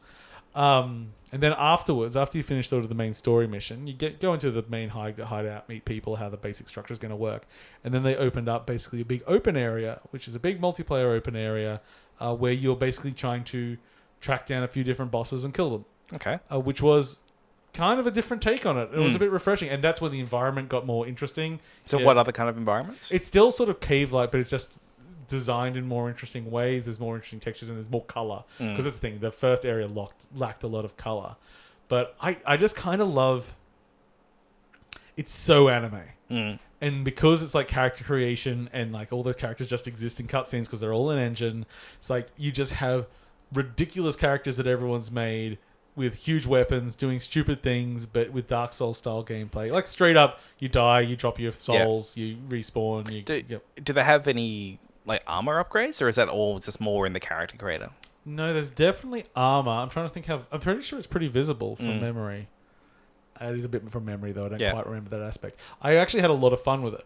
I'm like, okay, this was not really on my radar. And now it's a bit up. It's just like, okay. But I think especially that focus on being able to respec all the time.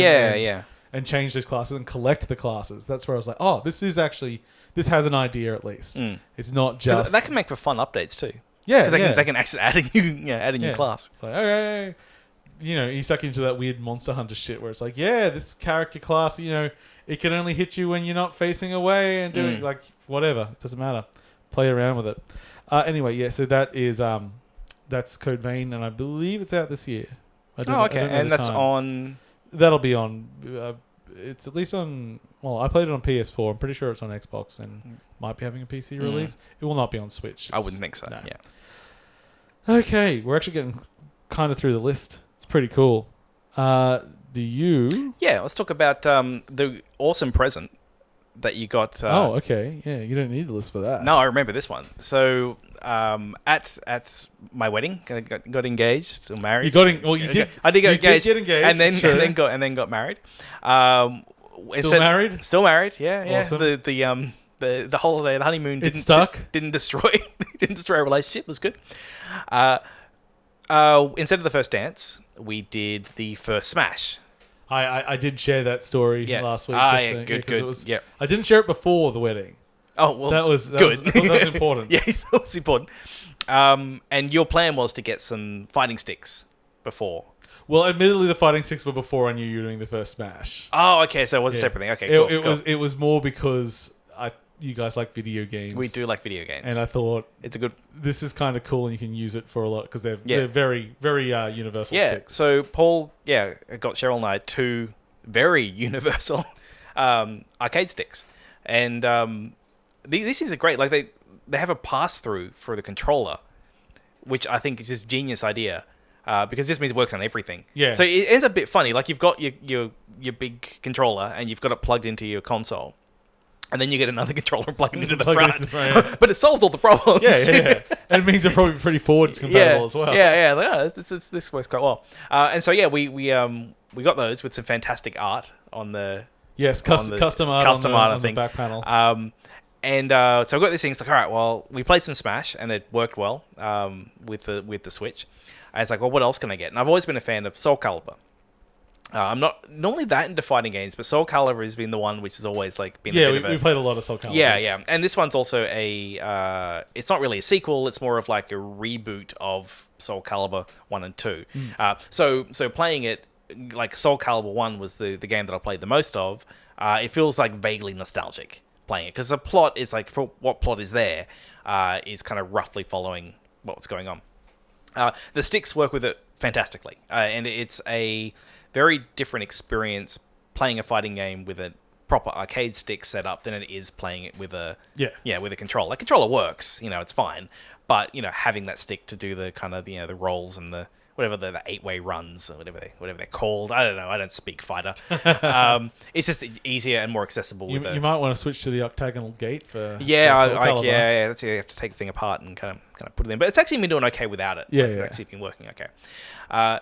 So just mechanically, I've been having a really good time because I just SoulCalibur. I've always liked it's like when Japan takes another culture and you see it through the lens of Japan, and because SoulCalibur is very much that kind of European kind of fantasy. Like it is, you are in Spain or you are in France. Like you are going through Europe, but it's through the eyes of a Japanese creator, and they tends to put their own kind of take on it. Generally with big weapons and skimpy clothes that can be knocked off, because that's just it's a thing. That's what's needed. It's an important thing in SoulCalibur, and also it's more weapon based, which I always like in SoulCalibur than, like, say, Street Fighter or something, which is more just kind of melee based. There's a lot going on in there. So because I bought it pretty blind, I just knew like, I've got this cool new toy. I like SoulCalibur. It's on sale at the moment, so it seems like a good time to buy it. And like I was pleasantly surprised that when you go to play just like versus, pretty much everything's there. I think there's a couple of characters that aren't unlocked yet. How's Mitsurugi? But he's good. He's there. Maxi. Cheryl gave Maxi a go, and he's like, "Why these attacks go for so long?" And there's kicks. There's your Maxi. There's surprising kicks. They'll get you. I loaded up Sunhua, who's always been my kind of main. Yeah, I remember kicking him in the face as Maxi a lot. Yeah, I guess you can do a lot of kicks with that damn Maxi. Can you swing your nunchucker on your feet? I can. No, I can't. I just got my little flourish with a little kind of rapier that she's got. Speaking of rapier, weapon is Voldo. Oh, he's very much there. He's got his giant codpiece. Yeah, so he still has. Does he have a knife codpiece this time though? When they went full on 7, I thought that was too far. Yeah, I haven't seen that one yet. Yeah. But yeah, so like all the regular cast, they've got some of the later characters in, like Taki. I think she didn't come in till 3. Yeah, I think like I have seen her. So yeah, so there were a couple kind of like they've pulled in. But yeah, so the main game mode, especially did the verses, and yeah, so it was cool. Like we could just jump in, do it. It was what I wanted SoulCalibur to be. Had fun times. And then they've got like these 2 single player modes. So one of them is like this very robust adventure game mode where you make a character and you then play through the map and you kind of move, and there's quite a lot of story as you're moving through. Like there's this thing about how your soul's corrupted or something like that, and you need to find rifts to do something. There's some kind of story there. But it's really like, you're going from fight to fight, but it's almost like a visual novel as you're going through. Like, there's like dialogue choices you're making, and there's like a morality tree. Like, there's a lot going on with it. And so that's sort of like one part. And then there's like a different kind of story mode. And I kind of like this one because there's a story that plays through it covering SoulCalibur 1 and 2. And so at the top, think of it like you got like a timeline graph. And at the top of it, it has like, okay, this is the main story. And you can play through that, and as you go through, it's like, all right, you're going to fight someone, this one's going to be more of just like a bit of plot, but you play through. And then underneath it, they have a list of every other character in the game. Yeah. And then you can see what that character's doing at that given point. Okay. So, you got your main story, but then you just go, all right, well, what's Voldo doing at this point? And there'll be like a Voldo plot. What is Voldo doing? Voldo is like, they do go into Voldo's history. And he's something like Voldo was like the manservant. I feel like I don't want to know. Of like a rich, evil merchant. I feel like it's more fun letting my imagination. All right, I'll leave the Voldo story alone. I mean, it is Hellraiser adjacent. Yeah. But I think it's cool. Like it is. I was pleasantly surprised of like how many different ways there were to play it. And they've got because I got the collectors or whatever, the premium edition, whatever the Game of the Year edition, whatever. It's got all the DLC. So it's got like Geralt's in there. He's got his own weapon style. Ignis. You could do that. And then I think there's the That's the only one I can remember. So. No, there's another character from the game. From the game? From the game. Michael Douglas? With the robot ladies. From the game with the robot ladies. With the letters. The alphabet. A game with the robot ladies, letters in the alphabet. They were androids. Uh-huh. And Hades? it was also a shmup, but also a fighting game. It's a shmup, but a fighting game. But also big enough that it was put into SoulCalibur. Yeah, she was in there. The name is completely escaping me. Can you do any more descriptions? I'm pretty sure it's a Square Enix game. Uh-huh. What the fuck was it called? Are we in the near area? Yes. But it's not near. It's not near. Automata. That Automata. is near. No, I was thinking, that one. Yes, near Automata. Automata. You can say whatever you want. I don't know how the one it said. No, then there was wasn't there a different near game? Yes, there was near. Yes. Not that one. Yes, that one. Thank you, Paul. You got me there. She's in there. 2B. Yeah, 2B. Yes, 2B is there. Yeah. I don't think there was some other one in there, like as part of the DLC. Come on, work it out. No, I can't remember who the other character was. James, we need you to start describing. Describe to me. Oh, this could be the robot ladies and the alphabet. Can Google get it? Hey, come on! Like that's the descriptor. How is the oh God, no! Now that I'm saying a house the alphabet, I guess there are the endings. There's 26 endings, right? Yeah. For the alphabet. So, I wasn't completely. Now I know why you said alphabet, because you're fucking insane. But we got there. We got there. Yeah. Now that I've got the sticks and I've got SoulCalibur 6, I really just want to have a game night where we just drink some beer and play some SoulCalibur. I can do that. Because that was good times when I liked doing it when I was in uni. So presumably, I haven't changed, and I still like doing it now. Did you Google robot ladies and alphabet? No. I was just trying to see what other DLC characters are, but some of them are just like old SoulCalibur characters. Yeah, I can't work out who's like a new thing. I think it was Geralt and 2B were like the two. I mean, they keep saying a name called Amy, but I don't know who Amy is. She's from. I think she was from 3 or 4 as well. I don't think, or maybe she was in 2. I don't remember no Amy. She's I think Raphael's daughter. I think. So here are the ones there. So 2B and Amy, Astaroth, but he's old. As well, is he an old? Oh, I think he's a new one. Cervantes is in there. Yep. Geralt, Groh, and Inferno. I don't know who Groh or Inferno are. Inferno I think was the final. I think it's basically SoulCalibur. I think it's who you fight at the end. As the SoulCalibur 1, I think. It's been a long time. Yeah. Well, Groh is from. I'm slowly getting there. Oh yeah. Where's Groh Checking from? Everywhere. Oh yeah, Inferno. Yeah, I reckon. Yeah, that's way back. Yeah. Let's find out.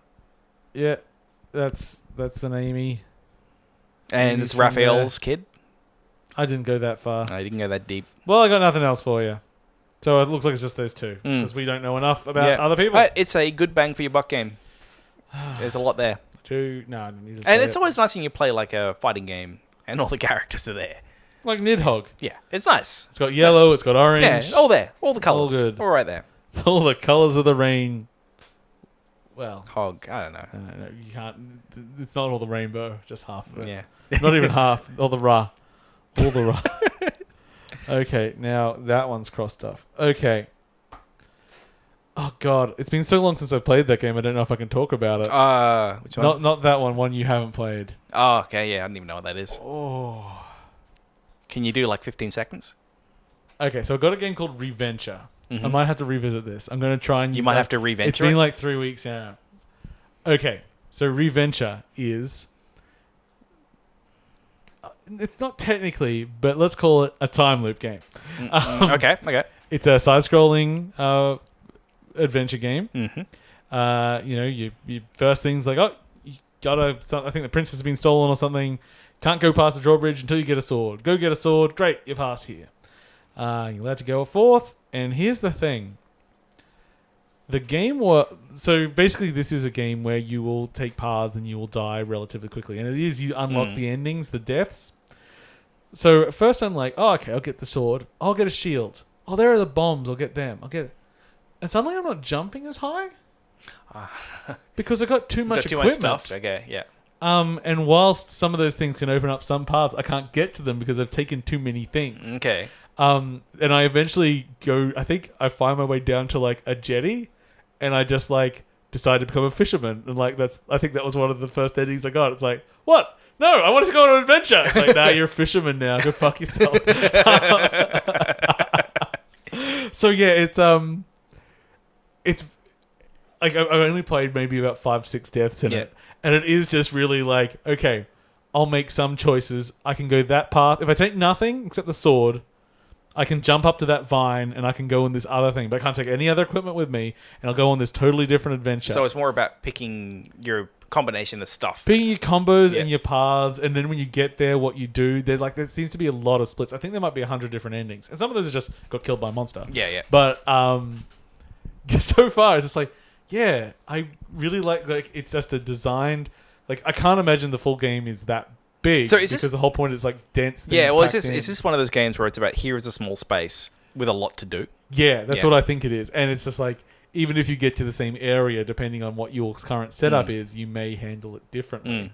Like, I can see things that I can't get to, which is like, well, obviously there's equipment I don't know about yet, and that'll be hidden somewhere near here. And then I can come back here to an area I couldn't do before. And so it's like a roguelike Castlevania to a degree, where it's like, but not really, because it doesn't randomize anything. It is just a time loop game. It's like, yeah, have another run, try a different style until you get this right. I'm just playing on PC. I think it's only on PC. It's very cool so far, and I don't really know any other games specifically like it. It's like, sit down, play 5 minutes, get another death, try a different thing. Yeah, what if I only take the shield? Can I get past? And like, I'm sure there'll be a way to get out of the castle without having the sword and shit like that. Like, it feels like it could have the potential of getting like mildly Outer Wildsy, in that as you explore more, you'll find out more things about the world, and if you can then take that back to the beginning of the game, you can do different things. Yeah, it's a fun little idea from what I can recall. It's been about 4 weeks ago now. But I need to get back into it, actually. I did want to play a little bit more of that. There's just so many games. Yeah, I haven't even gone back and played Outer Worlds yet. Outer Wilds. Son of a bitch. Yeah. Because it's good, right? Oh, it's fucking amazing. Yeah. Sam and I, on both of us, it is one of our best games ever. I feel like I should go play it. Yeah. But Cal did not enjoy it at all. So who knows? Maybe That Cal being a different person, with having his own, a different opinion, his own feelings and opinions. He should know better things. about it. If he comes on the show, he knows what opinions you have. That's Paul's opinion. That's right. Yeah. Everyone needs my opinion. Have you seen all these people on the internet? They don't have Paul's opinion. Oh, God, they don't understand. And they don't understand the importance of telling people that the opinion is important. Anyway, so there was another game there that we both played, but I don't know if you got enough to talk about right now. Not really. I feel like we need to play it together. Yeah. We'll come back to that one. Yeah. Okay, no spoilers. Oh, that was a tease. Ooh, we'll tease you. Okay, there. A little bit of news that we didn't mention. Short one. Mewgentics is back in development. Yeah, still don't really know what it is. Yeah, it's like a cat breeding simulator. But it's apparently back. Yeah. Be fun. So, interesting news. It's actually been out for a little while. Well, the news has been out for a while. Keep getting detailed. It's in beta now. So, GOG, previously Good Old Games, now just GOG, are releasing a new version of their client. And what they're focused on now is, other than just being able to download your GOG games, which has always been an option through it, they are trying to unify every single game library that you can access, including consoles. Yeah, so their approach is interesting, is they're just going to make a framework, and it's going to be this open source, it's open plugins to make. So it's like if your Steam client, if people could integrate other things into it. Yeah. And that doesn't necessarily need to be a game service. Like there's talk of people like putting their like music libraries in, or even like integrating Discord with it in some weird way to see messages. Like it's just a thing which catalogs, well, meant for games, but it could be whatever. Like first thing I thought of with this would be like, well, I'm sure someone's going to write a ROM plugin, so you'll be able to, you shouldn't, but you'll be able to get a ROM library like it's in a Steam library in your thing. And in the spirit of like the new openness, in new openness, Microsoft is explicitly working with them on it. Yeah. And they're going to have Xbox Live support, not necessarily Xbox not PC Game Pass support yet, but they're hoping to put it in there. It's in beta now, but it's just like one of those things. We're starting to run into that problem with stores and everything. It's like not, especially with game libraries the size of ours, not only do we have the problem of like knowing what's on what store sometimes, but also, do I already own this on one of my stores? This may be Valve finally realizing their dream of just being a back-end service to distribute games. Yeah, that's all they've wanted from the beginning. Like I remember like hearing years ago that Steam was like, or Valve were like, we don't want to be a shop front, and they've been working to get away from it for ages. They can write their GOG interface and go, you just do it over there. We just take the money. You can provide the service. We do the payment. We host all the files. We do all the DRM. But you don't want to mess around with any of this other. Yeah, I think it could be nice in it because, like, I like Galaxy the way it currently is. It's nice and clean. It works. Yeah. So yeah, just being able to search that stuff easily would be great. Well, the console integration I thought sounded cool. Yeah, Like just being able, because I've got a lot of stuff that on console, which I might not even think about, because like it's sitting buried in a library somewhere. Oh, yeah, especially when it comes to like PSN. Yeah, that fucking library is awful. It's like, do you want a list of 600 games? Here it is. Okay, can I filter this by something? Nah, just look at it. It loads slowly, by the way. Yeah. I think it's cool. Like if they can pull it off. I mean, I guess the only thing here is there needs to be support from other platforms. Yeah, and if they don't want to play ball because they want to keep people in their ecosystem. You can imagine there'll be a bit of hacking around, but then you get the problem that then they'll change something and then it breaks. And that's always a bit of a pain. So what I wanted to talk about was one game that got a little bit of play at E3. We spoke about it before, which is John Wick Hex by Bithell Games. Mike Bithell, man of Thomas Was Alone and Subsurface Quarantine and Volume. So this looked like it was a good idea. It was interesting to get such a license going to a small indie developer. He has a team, even though it's Bithell Games now, but it's still a very small team. And I didn't really know much about it. I knew that the animation was a bit stiff, but I wasn't shocked by that. And other than that, I didn't know. So I, partly from listening to Mike talk, this game I think sounds fucking interesting. So it's not turn-based. It is like Superhot. So everything happens simultaneously. You just pause and choose your next move and go, because John Wick don't wait around. No. The original game was turn-based. Yeah, that's what I thought it was going to be. It's going to be, Not we never saw that version, but, sort of got the impression of. And then he showed it to the director, and the director basically said, John Wick don't wait around. Yeah. It wasn't capturing the feeling of what it is. And the director got to say a lot of things because they worked in the same room. So this game isn't just some toss away with it's a proper collaboration. It is, and I don't mean the director was there to work on the game. The director was editing the film, and Mike is in the same room working on the video game. And they're like, Mike, you need to know how to fight and how to shoot a gun. So we're going to take you out with a stunt team, and we're going to show you how to do these things. And Mike would come up with a thing and say, oh, what if like this? And go, it doesn't work like that. And then they just do it for real. Like the creative team from John Wick is inherently involved in the creation of this game. It's a prequel. It happens before the movies. The weirdest thing I heard, because you haven't watched all the John Wicks yet, have you? But was someone saying that like, but it'll be so weird playing before it because, he's just a bad guy then. I'm like, and how is he not now? He murders hundreds of people in those movies. He is an assassin. he's just charismatic. He's not a good guy. Did you not watch the movies properly? Yes, he's trying to avenge his dog to a small degree. Not really. It's just a catalyst. But it's like, and I do like dogs. I do get it. Yeah. I promise here on Lair to murder anyone that hurts my dogs. But he's never been a good guy in the movies. Yeah. It's fine. Like, so yes, you could be pre-dog murder John Wick and still be fine. Yeah. But I was just really interested, like, that kind of collaboration just doesn't fucking happen. So I'm really interested to see what it will be. Because, like, okay, super hot. We all got it. I'm sure he's got the note that at the end of the level, play the whole thing back in real time. It has to happen. Like, every single person has said that to him. Yeah. So it's like, you'd be insane not to do it. It's got this, crazy neon color style to it. It's really high attention to detail, and so I was just getting really excited for it. Yeah. I wish I'd bought it. How far away? I'm not sure. It was $7 in the sale on Epic Game Store. I wish I'd bought it. So it's in the growing list of things which just say coming soon on Epic Game Store. Yeah. Which I don't know what that means because it was up for pre-sale, which makes you think it's not that far off. But it might become an Xbox Game Pass soon. Yeah, well, exactly. Yeah. That's at the moment with Xbox Game Pass. They're not knowing exactly what things are like. I think the other day they were suggesting the After Party is going to be on it. I'm like, oh, but I pre-ordered it. Yeah. Epic, can I have my money back, please? They don't have the services for that, buddy. They do. They do. Oh, they do that. Okay. Yeah.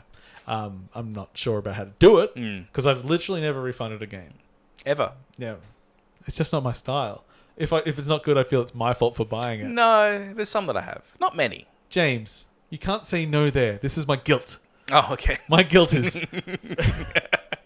No. There's some where I'm like, nah. I'll buy something from the store, bring it home. It's broken. And I'm like, I probably broke it on the way. Well, this is like, actually, I think it highlights the difference between you and me. Is that Paul has this little lemming here. Yeah, okay, well, hold it up for the three people that watch the video. Yeah. So this little lemming, it's a nice little model, but the packaging it comes in is super dumb. Oh, yeah, it is the worst packagage ever. Yeah. When you open it, it snaps the figure in two. There's a little weak point there, and the way the packaging works, you just pop it and it snaps. Yeah, because you have to pop one part before the bit that... Because I bought a few of them from this range, and none of the others work like this. They just... You pull the back off and it works. This one, you pull the back off and the thing snaps in two parts. So it happened to me. The moment that happened, I was down back at EB going, swap it. Like, guys, this is not my fault. This is your... And this was like, actually, I broke it. I took it apart. But like, your design's dumb. And they did it. They swapped it. But Paul fixed it. And I used some glue. No, the principle of it. Going down, getting a new one. I feel like I should have paid more attention to that packaging. No. It is poorly designed.